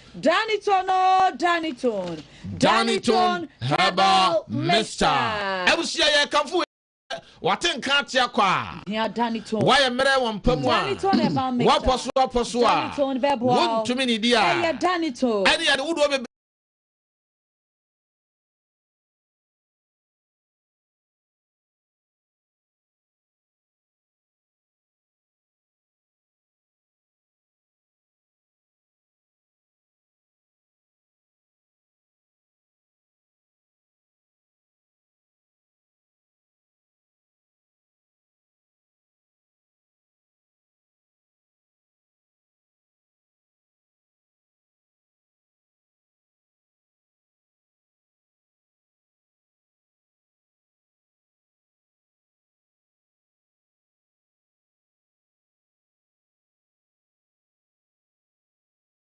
makeup no tattoo no na nails no so na ya kamfo glow 360 salon and spa e the amount sabo madi na ko bi e won kran na wuduru nkran so e wo baby papa Sprinters, one more Ben Chicken Republic. Ndiko na ko siesie uti na oni padua no ho ofenisi pinsi tawati. No mo say opese wo mo ba fie kura be somo a, wo be fie aba be somo ba bia wo biada. Eni nti ubetimi afre wonum ewo 0591470003 0591470003 Akalas queen. Hey, screening no. Right, yeah. On the 21st of September. Yes. Which is a Monday morning, Yes. 7 a.m. sharp. Yes. Now, the management and staff of Wontumi Multimedia, Wontumi TV Kumase, and Yanen sorry, and a kuku. Abusuafo na mfo aka bom na the 10th September na my birth month. Okay. Until 9th September is my birthday. Until 21st no. Munyina amamra Wontumi TV abobo ano ha. Ye ben Amas school no. Na yenye free screening emfa mamo. Ye be ear, nose and throat screening.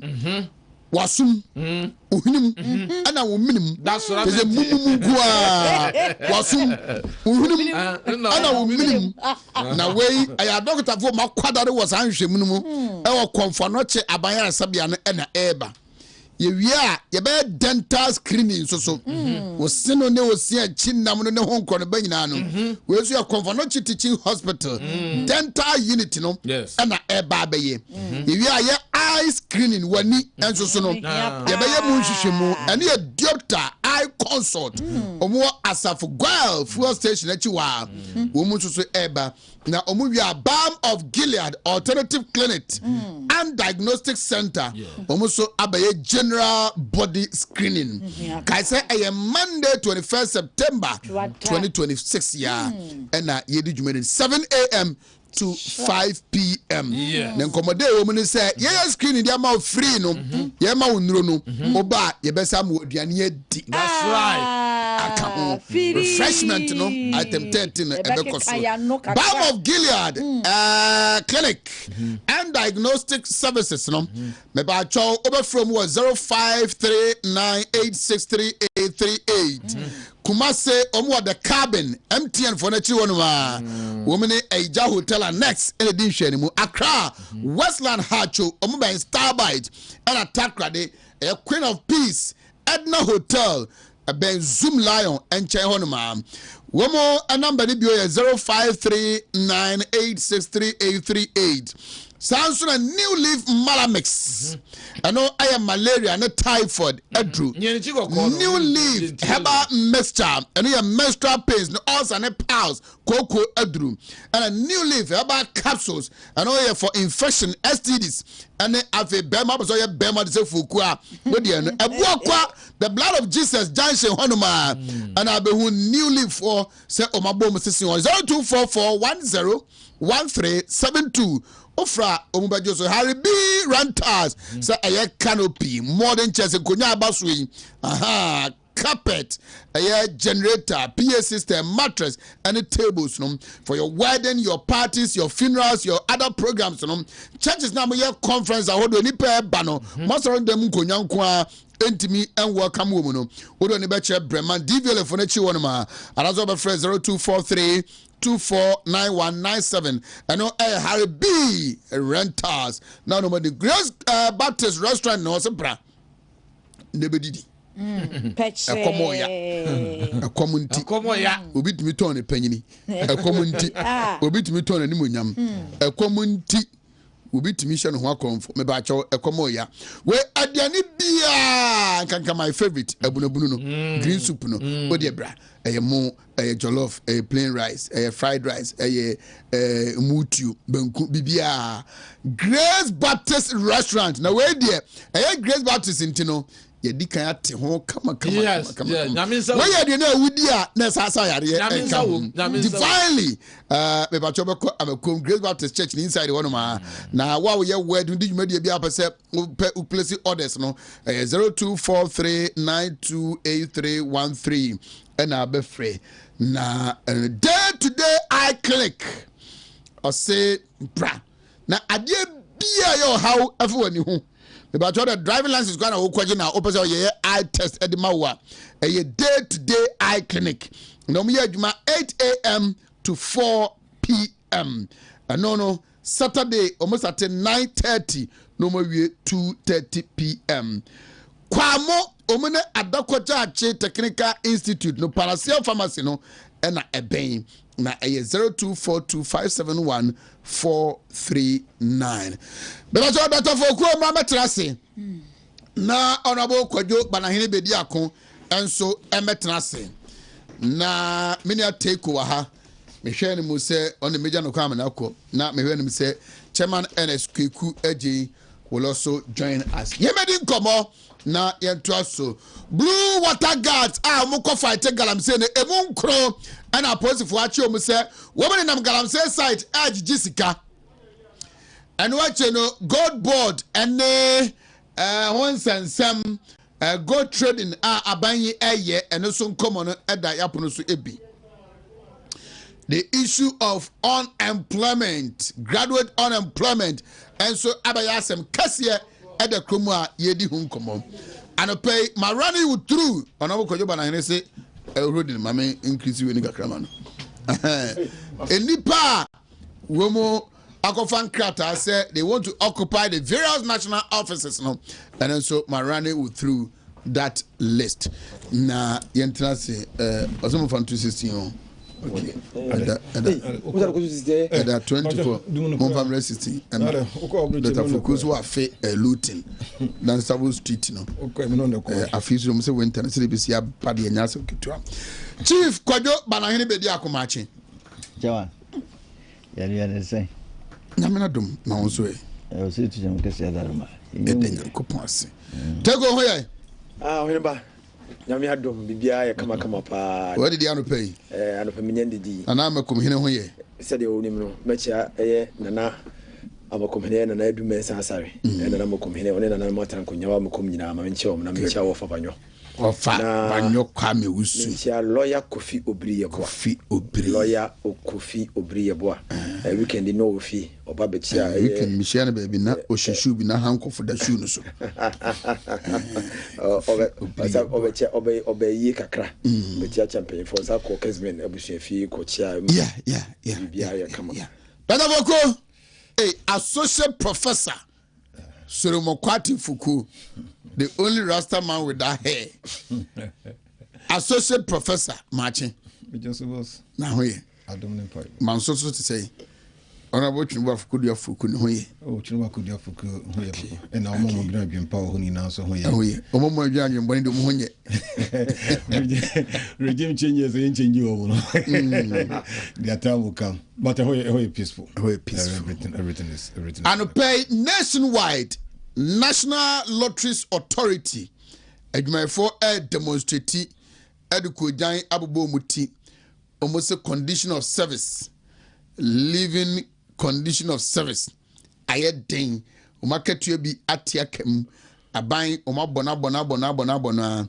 Senior advisor to the finance minister or the board so makajin wentie. Attorney general ewa rep board so maka ontie.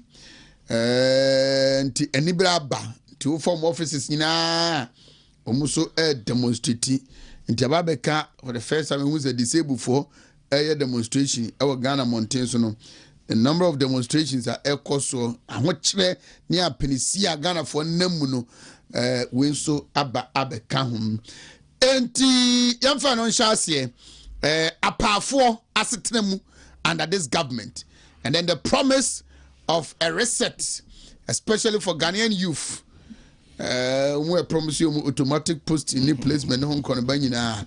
Chief Kojo Banahini Bedia Shasie with you. Jawaiba.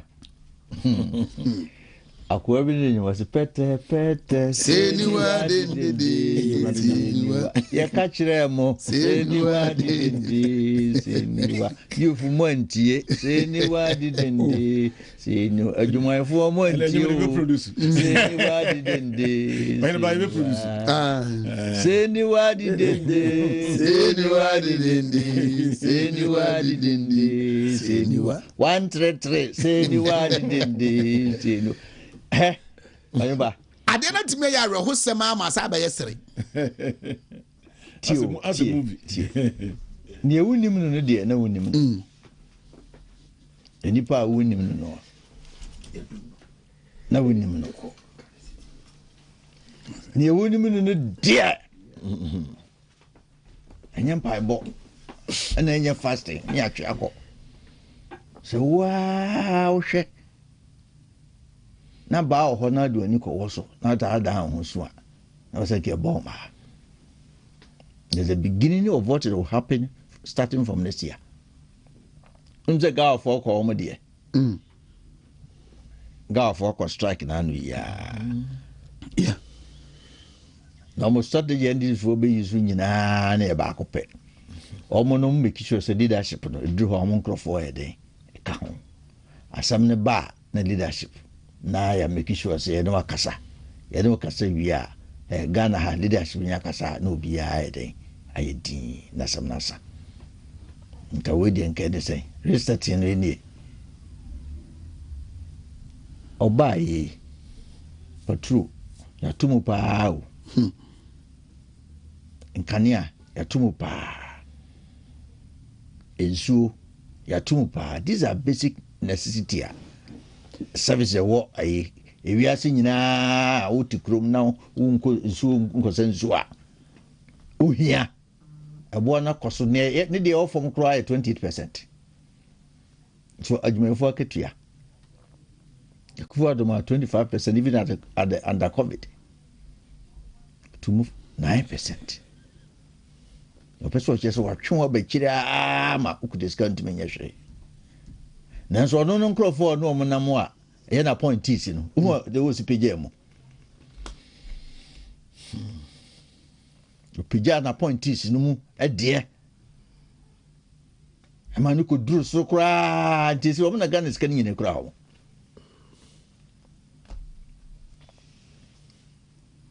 Enti adwumafo moma yente ase se the next 2.5 years dear pressure na betimu so kosi se e beto abade Mahmoud Bawumia because aban no nanu day mranti ene mabawa employment labor defense minister okakase nanu day okase munko papa abo na mun twitwa sere nko gina kwa ho nanu ko asaka be fufuro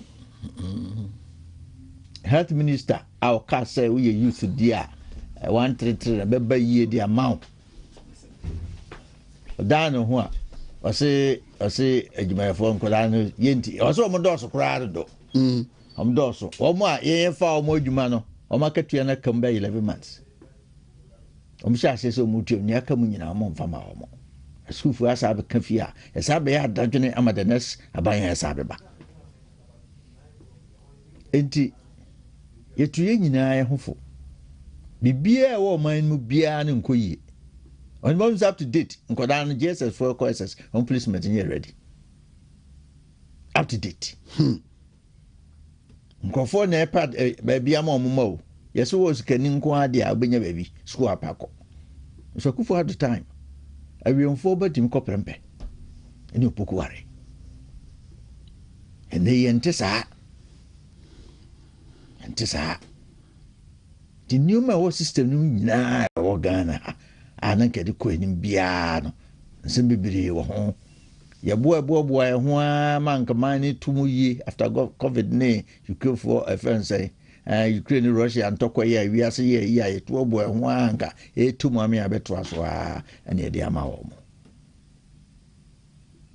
ni hadwen kwa so mu din track kase o Ghana ha face kasemo enti media omo bibia ni ho aban be ya ma omo bia ni wantini ometima ya nze demonstration no na mbekọ de kakra no amakomo ademo de yina ni ada ho because se bibi fufuro bia ho no mo aban ebe ye na fufuro a enyiye ananu ko anama ti se ahwe afi be November e kono ketia kora ho be din November mo metua makakra no ndi mudi kakra mo fa bi nsie sima mfa bi nsie a anya lotus for ngwan Ghana adwumayefo teacher for nurse for doctors more services among kamuna ise wuyi MMD no nko a assemblies no assembly honest ka no omdi nyina den kuguo ye 24-hour market na nka agenda no ho ni nyina ne se service union nkrofo kan no kura percentage bi wo ho no ma ya wode contract no kura da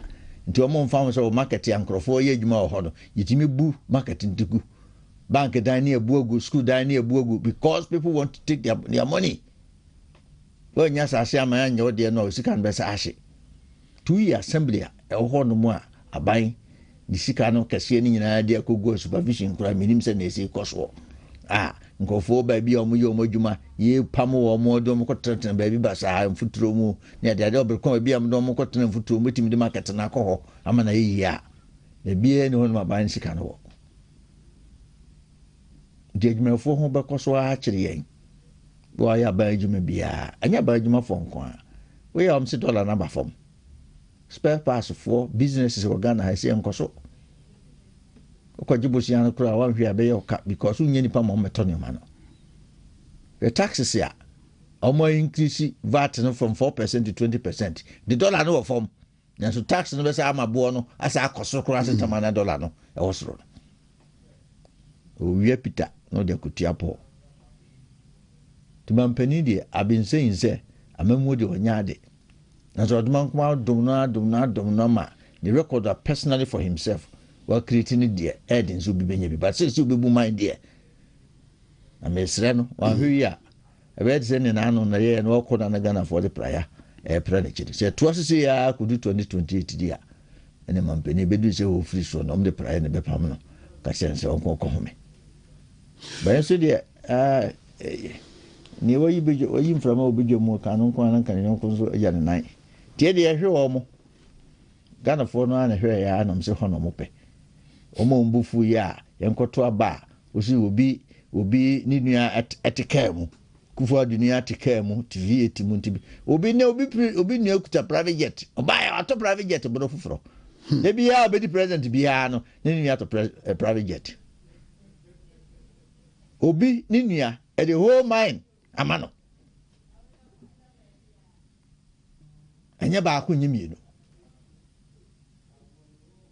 nano omse Brian ye isi region bua oye minister na ayifo senate for omo ton omo hotel kwa so omo start kwa nsa ne ye baba mu ne ton no ba ne ndisi fo gina so ye ene ye se vako akodi Ibrahim ne oka na ne kura ne chesantie di Ghana for ye ntiase mfi mi uni ne kakra ka idie freeness ye konemu odin beba emu odin beba nti wunya osika no a fabisie nti na adwumanfo wa hwe abosom ne beso kra na pressure abeto ho na yesi o ma yi validation ankoso ho ahoni ankoso ne dia bebiri mani so scan ne etuan bit and pieces nti eno de e besre ho ne aba ne de omo ayan ne de nsa ya ankoto aba ne jaye ene nipa no omo to man dis na no 100,000 pesos so no mo de omo yiro omo koto ye na bae no abedi omo nsam eno omo de ye adwuma nti omba koso ade ye adwuma ko zemfie na yahye no abeso nti dede na omo ye nso de odwamfunu se kan ka no kra wa wuko anya de enye hu enkosi ba bia boye dede no amumu because at forcing scan onya a teacher form yes omo form 7,000 say up to date up to date o ha so omo feeling obi amfam me pass o kuta certificate bibia omo da so anya kwan yanko omo sha adwuma sha use omo sha adwuma sha ni nyina amfa and the condition of service no omo nyoma dwen say condition of service better ha ko se ba omi abeba na MPP beba e he konkre do associate professor boss anope we do NL for offices now and name of the abobo ho no bi no say the fathers cannot be eating for the children to suffer because say your children are hungry, you pay yourself furniture allowance. And the other one, on the red actress, say Alaji must go. Say, now what you be hello to so Alaji. Now what you be my four fa apedi won sise aban eye de moment prof boss alaji no drink ko lotus era se ajuma no ngoro so ya sebo so far so eche me chine so far so me chine so for inquire so techimanche ya chere be Oheneba the issue ni say they are doing this for a reason. The entire amount to salary, amount sort to amount for out don't for a reason. So the bear expenditure back off. Now money in circulation. Ebisha, esobeti. Ama inflation.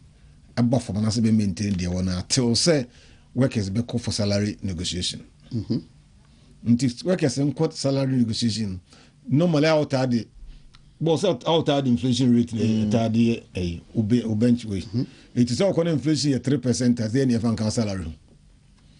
We say, Yama Mensu de Cabe Cancer, Vice President de Cabe Cancer, there will not be any major or mega ABA or Timobia expected BBA. It made Magina say, minimum de Bambit Macasa, me anticipate net salary increment 9% and Yano, end. On her acquaint be a 5% and I be crying cream back home. Because government argument will be that inflation form. In 2020 and focus amri inflation in costume and home no salary. So that peak people also IFA. But the bottom line is that Ghana for person who dear cause about the inflation. Well, but very soon SHS for baby school first year for Our for do back call last year SHS. Our Sunday back this year SHS no.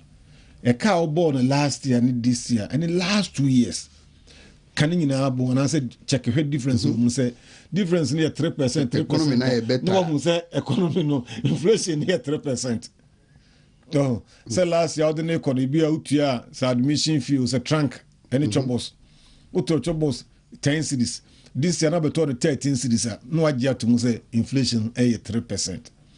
Uto gari ulunka ba 20 cities. And 10 cities. Now this year better 13 cities and almost inflation at 3%. But say anything short than this, no, then inflation no more can. You ain't going home back on him. So now to light edigu odiani prepaid cotton. Now to 200 cities and then so 1 week. Now this time around this auto 300 and also 1 week na just a bro inflation rate now all kind of so. Oheneba patron jasio. So light bill. Now light bill last year. Never month 100. Not this year. Kaisan ka bapa 3% of 100 is 303. 3% of can you number 1303. 303 very good. But you are now light bill 100 last year. No. This year inflation no more can it so bill why you know cost reply 303 Ghana cedis. So now 1,000 that say 1,030 Ghana. And I become because inflation at 3%. These are the blatant lies of Mokachrea. Some of us yet see any year. And you continue to tell the general public say the inflation they are talking about, the exchange rate they are talking about, these are artificial and it's not natural. That is why we are struggling. Gold. I think we will talk about gold today. Yeah. Gold. How many percentage of Ghanaians saying live on the gold? The percentage of Ghanaians saying almost income a free gold. Yeah, because the trickle down effect. Beba for mama dependence for nenya bilinase for saying unlike cocoa. But for the first time, cocoa at Tiaba second or third.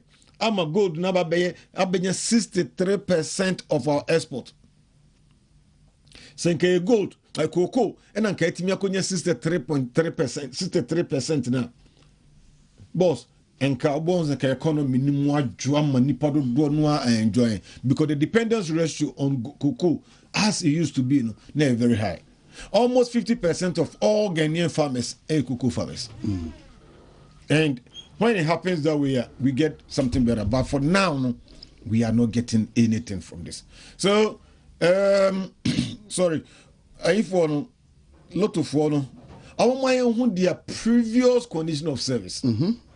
Tamana ayiwo hono. Samia uku hono. Omo hu omo condition of service. No omo te ho. No omo hu the proposed condition of service Omodeba. No more some who condition of service are bound we buy no betting my bedroom salary or motiati.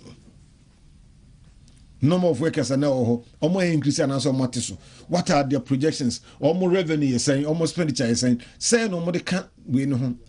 I buy we buy and they'll take you over no. Saying what me managing lottery hono. What this can be a becca who and also moboka.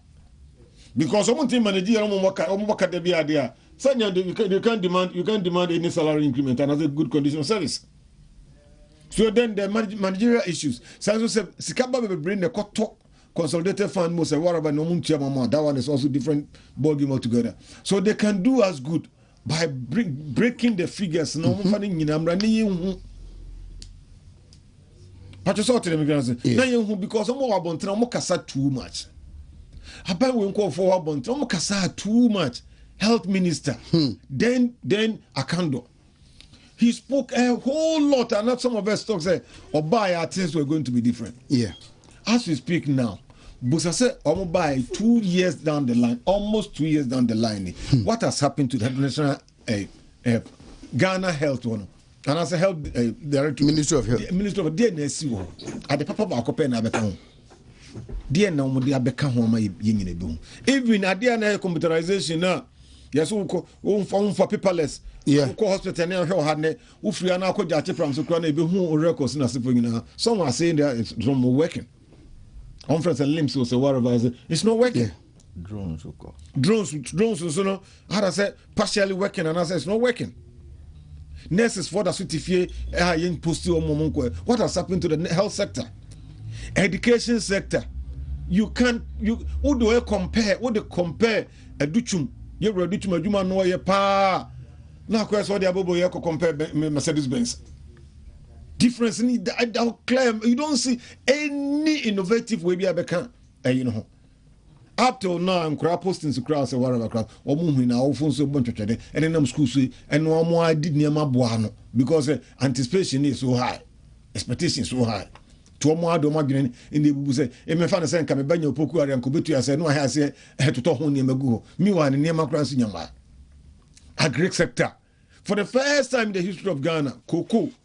For sika yentua afei no motua binum deal so motua mo so whatever bi so mo sanka mo so motua but the price no so asans what for the first time in the history of Ghana cocoa prices what beans for de gutachima mo se ento ebrofo gu mo se ento so sector ben enetimi receive ade kese a aban obetimi kaso wayade etro bia settings na ye kan is actually true and it's hurting Ghana. But I have an over Besidra, I just could a month for the grandson was not ready to 24-hour economic market. And then you ask the secretariat no have 24-hour economic market. So almost they don't know anything at all about the cost on the new in free of Timovia and how Margin and your hey, now we at the secretariat, I must say from 24-hour market secretariat, 24-hour secretariat or whatever. Once was a market near Cosona, yet Trumudia Guanim, then I'm more Trumudia. So I mean that's what I would say. If a lot of one, your mom yako, but they can help us by letting us know previously. No, net to say, and Chairman Ernest Kweku Ajay Menshia North, second vice chair. Machi. Yeah, me Joso. Akwaba. Yeah, me Joso chairman. Apum. Nyamiadum chair na azo e.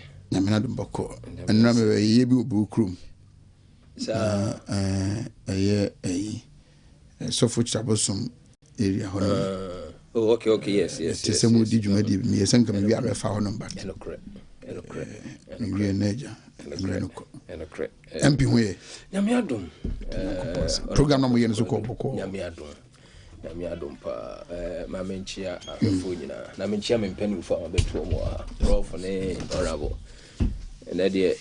Kasifona mabishia oni mi se Yamiadu miwia menakwa bia be kama professor ne honorable expectation confirmation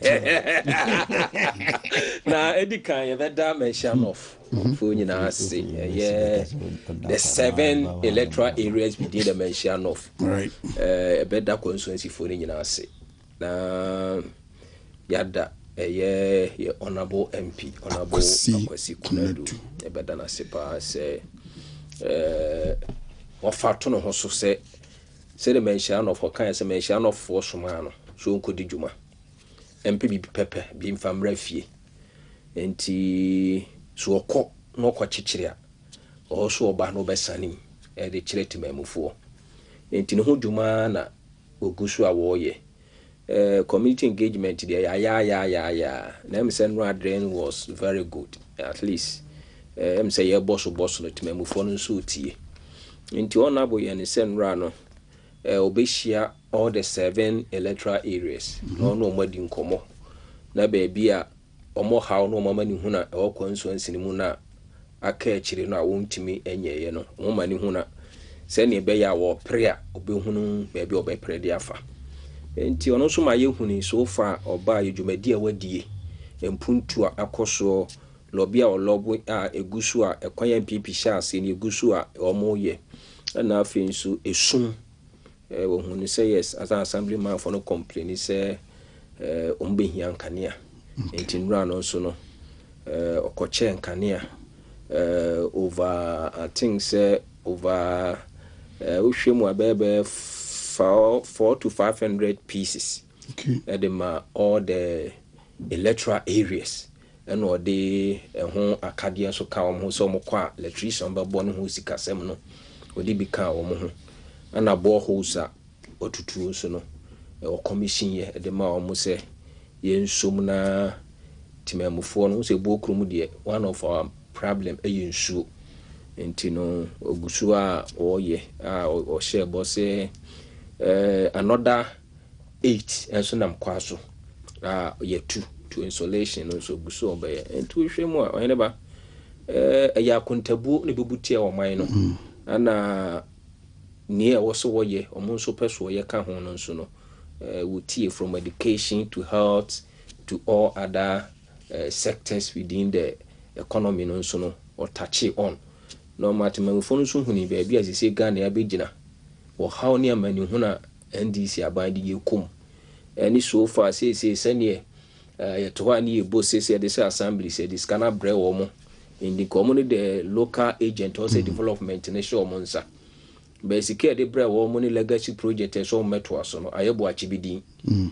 wo twe ma so ze mention no of them can make no can ye okay me that's 5 constituencies ye ka ho anka wo say project ahodo say truba kwan bridge or ye MPP mbre ne ye to aso na ye say middle bed for na ye agenda for abeguni aye tie this ka bre mayor for ne assembly for so mo ye okoka na wo twe a ma mi won say this kanaba nti no matima mu fonso huni nia ekoso ama project ni bi wo hono ma astore there ogusu a o pushie nti so far there Oheneba enura program ye no say ni tofa enie well now living condition for in can say organized labor yes abai adwuma efo a ewo krum honum ase da bia ene na wo hwe ye tie adwuma ku winka ene sugni ati winka obi yesu yes Oheneba but we are promised a reset yes see abai papa so aba na da ni sui good sana meka se sida John Dramani Mahama ono wakaye no o se idru elections a yentro so what you see and also utwa na odi preto me entro no mutwa ya ama Ghana for nso esom na Ghana for na me implemu omo simply because ewi ase ro Oheneba obi ampe ahokyere enye sa ahokyere no MPP aban ene de ahokyere ne ba ewi ase ana atorenchem eto yen sesen kaye ye first step na nada danko Akufo-Addo eni MPP aban eba ya ye di djuma eni se ne me kura enka no propaganda ne be ye djuma but we second term ne ne me toto yen wiase nyina dane butu ya Ghana yenye in isolation we are part of the global village and yenso nim say kwan ye fa so a Ghana se bi infidi djuma sem ewo fem agriculture sem ewo fem eno na danko Akufo-Addo ye first term ogusu a second term gusu peja agriculture peja industries ana aturenchema nti se ebetu wiase a ebi kan yen nti ema ahokyere eba aban no so na ema MPP NDC for take advantage epie wura Ghana for trim ana na wo hwemu na ye numbers na so mo ayen na ye numbers so almost the same enti saban hyehyɛ ye biom fi say apehye ne bare beboa o man na no masore etia e basa aban no entimi enhyehyɛ saa ne ma no na ya twene saa na ekɔ because no mo wo madwene mu say on be so mo gitumi free yensem eno mu twa ntora ana wura Ghana for trim na Oheneba yesese otrofo wose ono befu dua manini kan edi nachi so tiase na me de meka ne se anka ene ebe onyame ya ne ye nipa yente ase but eduru e bia obeti nyame ase na nyankopom epese o Ghana fo hunu the difference between MPP aban and NDC aban abanya na asa manyuku a obaso na so obaji o man na enkan koni mpuntu ko yi Ghana fo ho to wo mo ni ya compare with NDC ampampa yenhwe senka John Dramani Mahama ama komka so John Dramani Mahama baya the second term an kodo be di kibinsi da ene nyankopon sinya hwe se sana mo pa me be mamo ene nyankopon de John Dramani Mahama Ghana fo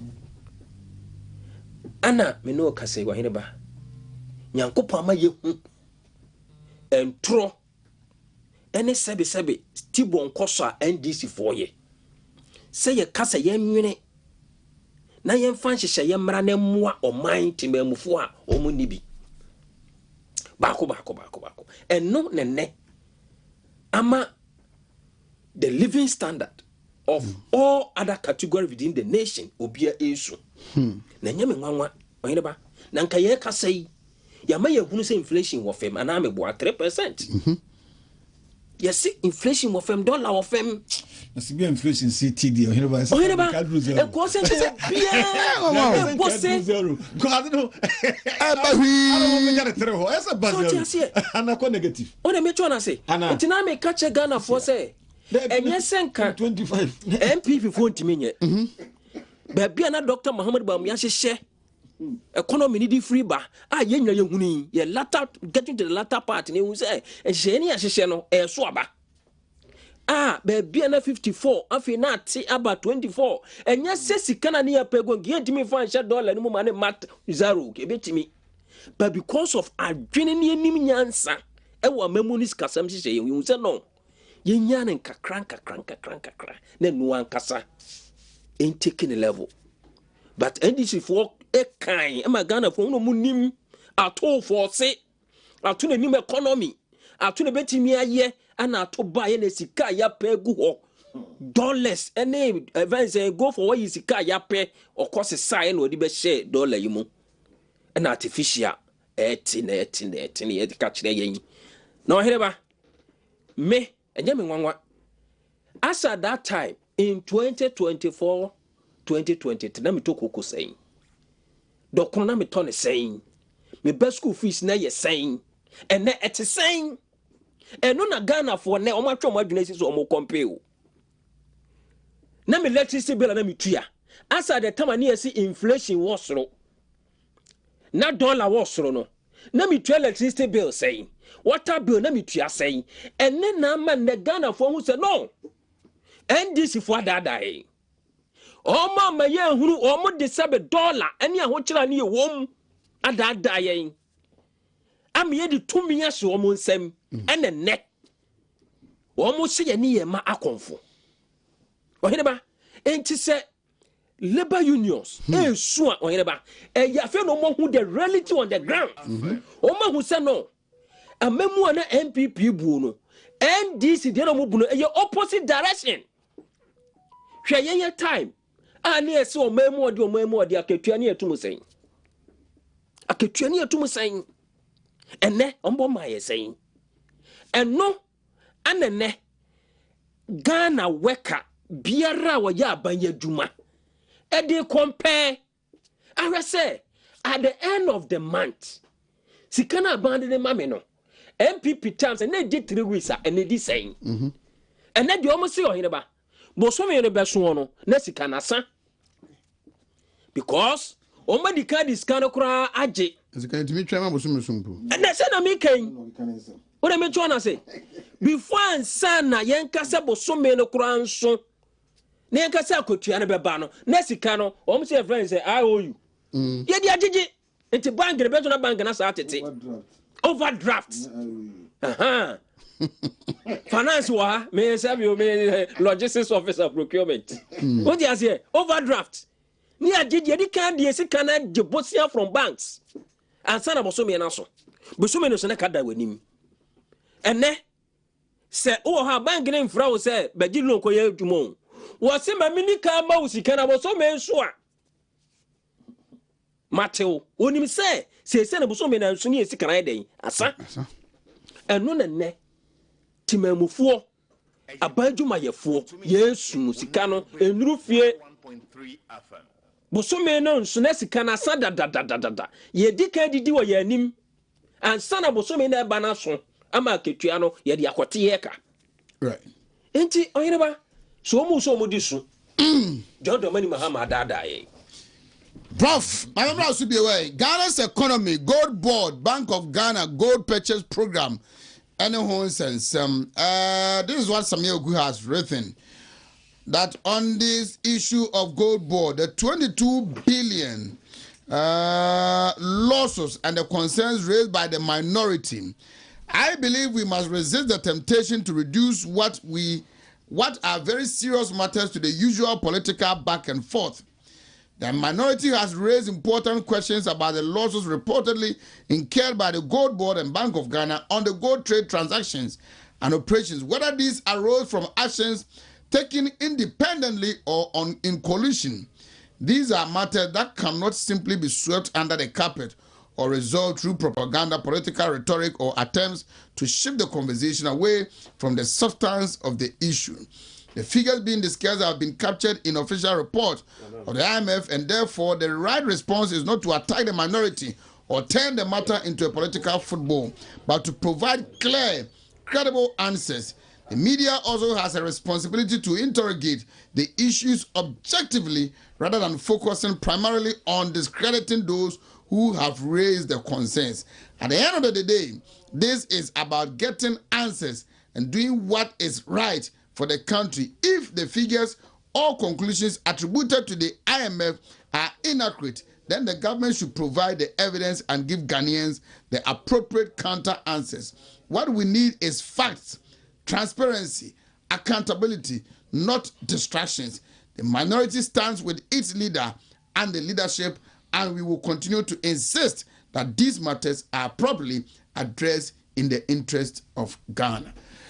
Prof. Well done. Master Penny Bisu. Chano. Joanna Bucci. And my cock won't do matter the same. John, Michelle Webury. Oheneba, the issue near simple. A car ban as a camai. Why the ball cannon, when the ball cannon, and who hear me no you know. Then here, your person say, Ghana, every dream will be a ubiquitous Sikako, a brain. So the boy in Ghana, Waboka, Susuru, a Kaya Honey. And no can answer you, come and answer. The Obeka, the Ombeka, Bobia, who it is neither here nor there. Said the air, Ghana see, no for the Musi, almost at this almost yet. I saw the Venezuela National Cathedral. Musumba, if you hear more, it's not far. Accounting firm, auditing firm, Cassia. Mumbo, still, most say every human forensic one, why didn't you know? And Tiadi was Abaton now, your mamma, Abaton now, so pay.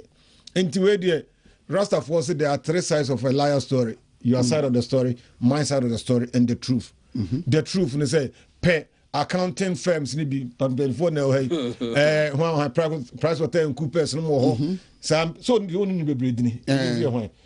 Bebre a hold of KPM Jimune, one your mama yodesro, form Mary and Kata because I am of trouble. I must say I am of a tea.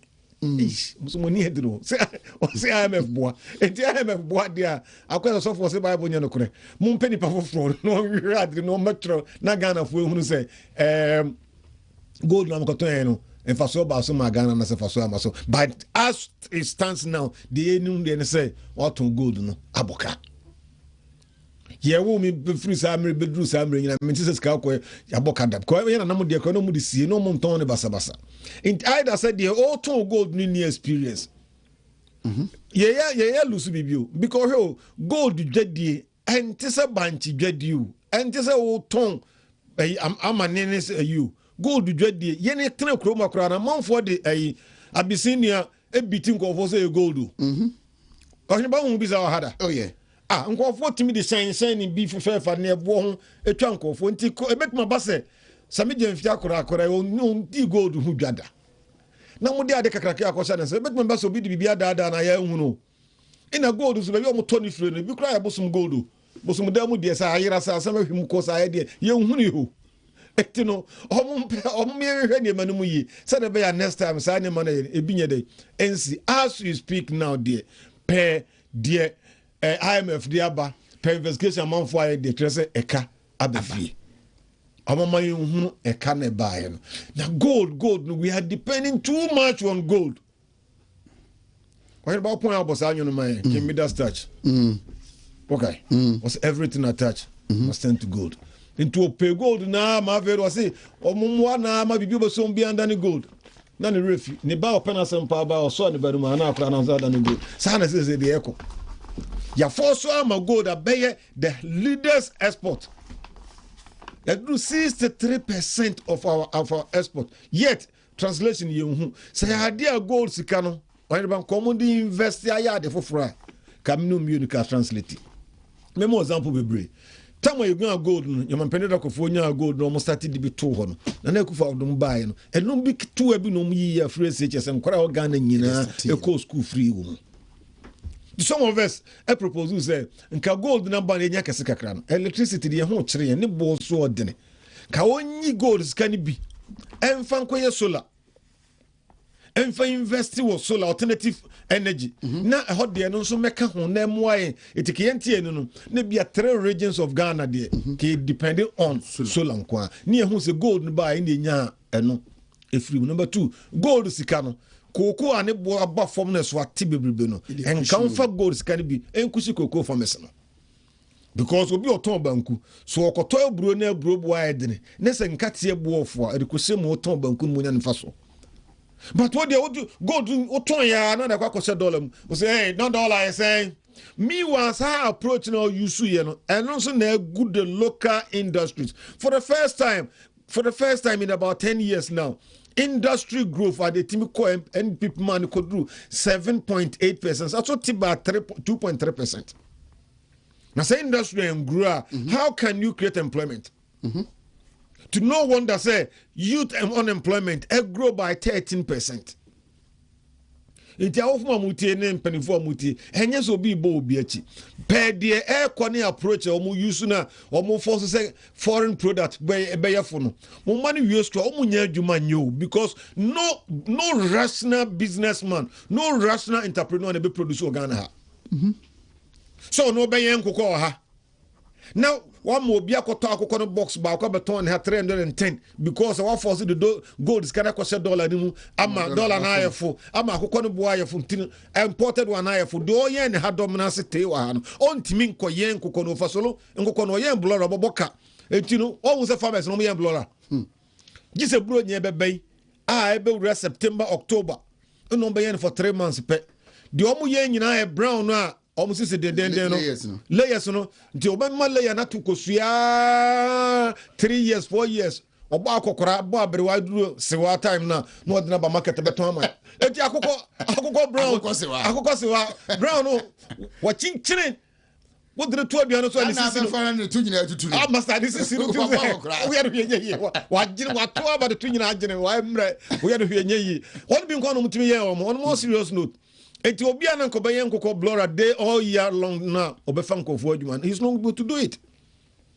Other things madam for be a man be oil soya oil soya bean oil on team produce because omkofa GMO de no e free Argentina na se for ba F or the competing de no it's killing their policy now we use approach is killing the local industries. The almost under ka ho kra ni China for one be supermarket akese no Joanna me kasa me friend me ka me bone disease o ton sa hardware in name no ahema kokobi o ton no ho ache and that is what he has been depending on say mo bia bebie sa China for supermarket akese bia omo kofo omo name free omo krom di begu ha adi begu adi enjoying dollar na mo force amano ayefo no okofo di name free ni krom e ho di loan 2% interest rate no di aba begu ha on tua bibia o ko China for shop akese Ghana nyema okro no 10% the policy na mo de yewe no be gina ba emo boy saying 10 20 and about 10 na say you are killing the local industries and local initiatives is suffering now and unemployment is keep on going up and the youth no mo use school no they won't get anywhere to go eti e be sre gold na mo de ye de bebrebe no apart from gold no dey be rawe mu na almost dollar above from inflation above yenka any one aspect power mo ba mo timia ya ama Ghana gold trade. Yes. Honorable John Darkon writes, while we talk about the 22 billion Ghana cedis loss suffered by gold board to the country, there is a far worse issue raging on that we are not discussing. Gold Board says it buys gold from artisanal and small-scale mining companies. Well, according to the Ghana Chamber of Mines, about 80% of these artisanal and small-scale miners engage in illegal mining activities. This means Gold Board is buying from the Galamsey operators.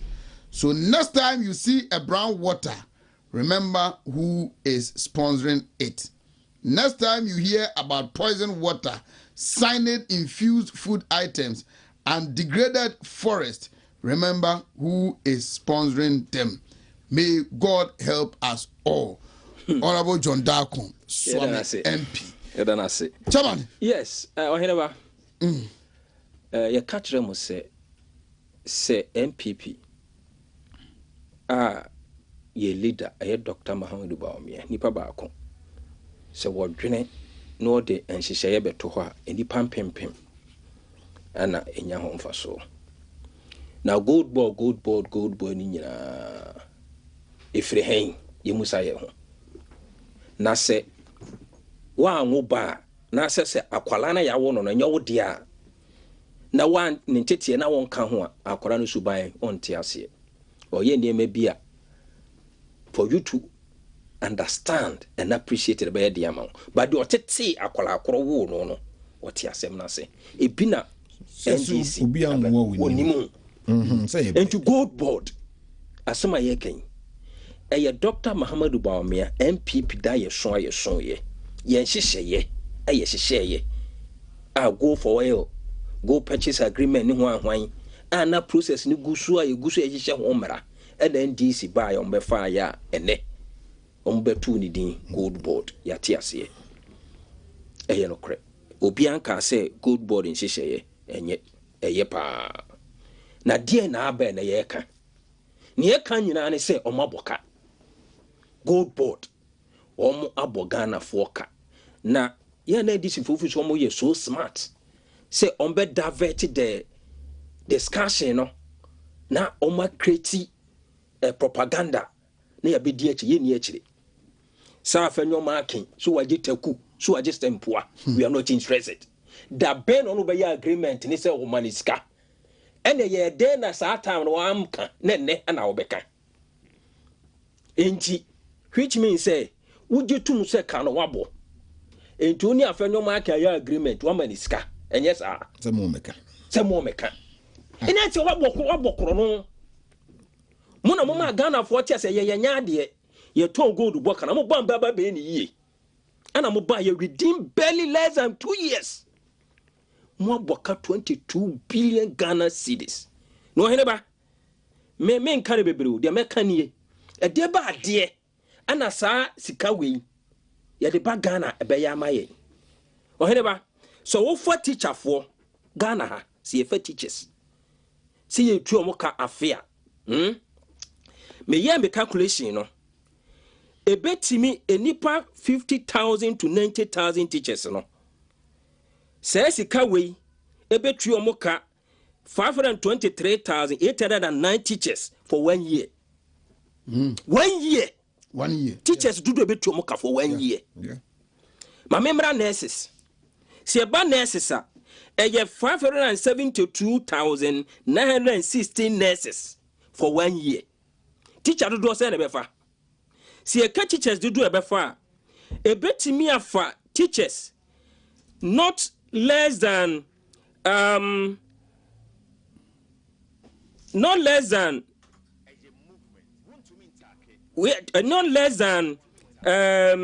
nurses not less than 10,000. Not less than 10,000. Who said something here 10,000? But says we a betimi afa nipa 36,669 nurses. Ghana ha and kayenya backlog pure baby the whole Ghana says kana ye kano nurses dodo e betimi afa e wo Ghana ha eno no Oheneba yenhwe school dan dodo as ye kase says ka we ye di sia e betimi asiama yen se ye fa school dan ya more than one pa no e betimi asi dodo 16,922 modern schools. Se ka 6 unit classrooms are. Se eska we betimi asi. The whole Ghana enka schools under trees ye nya bi. E ka samija mfimo aboyen. schools dodoɔ ebetimi asie hwɛ se kasi yesi hospitals a 147 district hospitals as ye kasi ye quantify say 150 million per hospital ebetimi asi hospital dodoɔ about 222,000 chip compounds 222 chip compounds ewo Ghana ha saka ya boyo se kasi ye kwan yie from Accra to Paga ebetimi ayi saa kwan no mako 9 ubekwa aba saa 9 it is kana ya kanaba anya kugala sigo and this is so mo beje yen every or how ni amani hunu mu sai kawe ya yabo no Ghana for me ka kire mo e kawe ya yabo no eniema nurses do obefa teachers do obefa hospital do obetimi asie akwan do obetimi aye e de ma ye na Ghana ha kura Oheneba se kasi ye kopeska e ma ye sai IMF 3 billion and ameboa it's about 57% saka we aboy 57% ebetimi atua ye ka aye deal IMF chief Fiber, sorry. Prof, happy 70th birthday to Nana Ado Ojri, former Ghana Statistical Service. I don't know, Ghana Statistical Service. Nana Hesi Ojri, papa, I don't know, Nana Ado Ojri. He's 70 years, good 70 years. Old boy, happy birthday to you. Chief, I'm sorry. Now, chairman ka anema sika no betimi aye. And a prof also ka the academic and technicalities e wo mu. Mamezo menka we. Sika no ehene fae. Aiba. Ehene fae. Sika no wo be ka the sika no wo hen. Ewo hen. Akwa be ne fa so a ye bok hwe na ye wo aban mu no. Na blade omoka blade na ai galamsey for no mo blade no na 1003 samija mfi buy what ko 800 just one blade be offer 500 one blade be how many blades in the Danny ton how many tons no ma ton wa ya boka gold on blade no ai gold ni blade no na make was measurement kitwa no 1003 de be 800 ba ku bia o ton bia o yi 500 finish so o me de ko me ba no me hia grofo be asema no mo kan se sika akọ no de ye mfa nkobru chiri koton de do anadwo no mo sa asesa koma company bi na company na sa de aba o mo boa me boa o me se sika akọ no esi enya no enye noa o mo se dan ton bibia na ya church sika no sa na bontenso fo nika nkofo mu wo mo kwa ho mo ka no o me se company bi te do anyibia na mo se de guka mu de asa akọ company no na de chia na asa de ba ni se de sika akọ aba beton enti se kwankura fa so a obi tina fuo mu anya hwe ye na kwosem anya hwe ye na kwosem ensuo na to amade achi ne mfuturu nso ebehunu de besie be bia se sika we wode omo mpa ho asem nka ne tenten famra na wa kura na ebo sa aka no hwan na ebo sa aka no oboka na ma hwan de sika akọ nso he ne de kro ani sa de ba na josane nkrofo ni bisa no kwa ho well mera say agai Oheneba ati say yanko pardon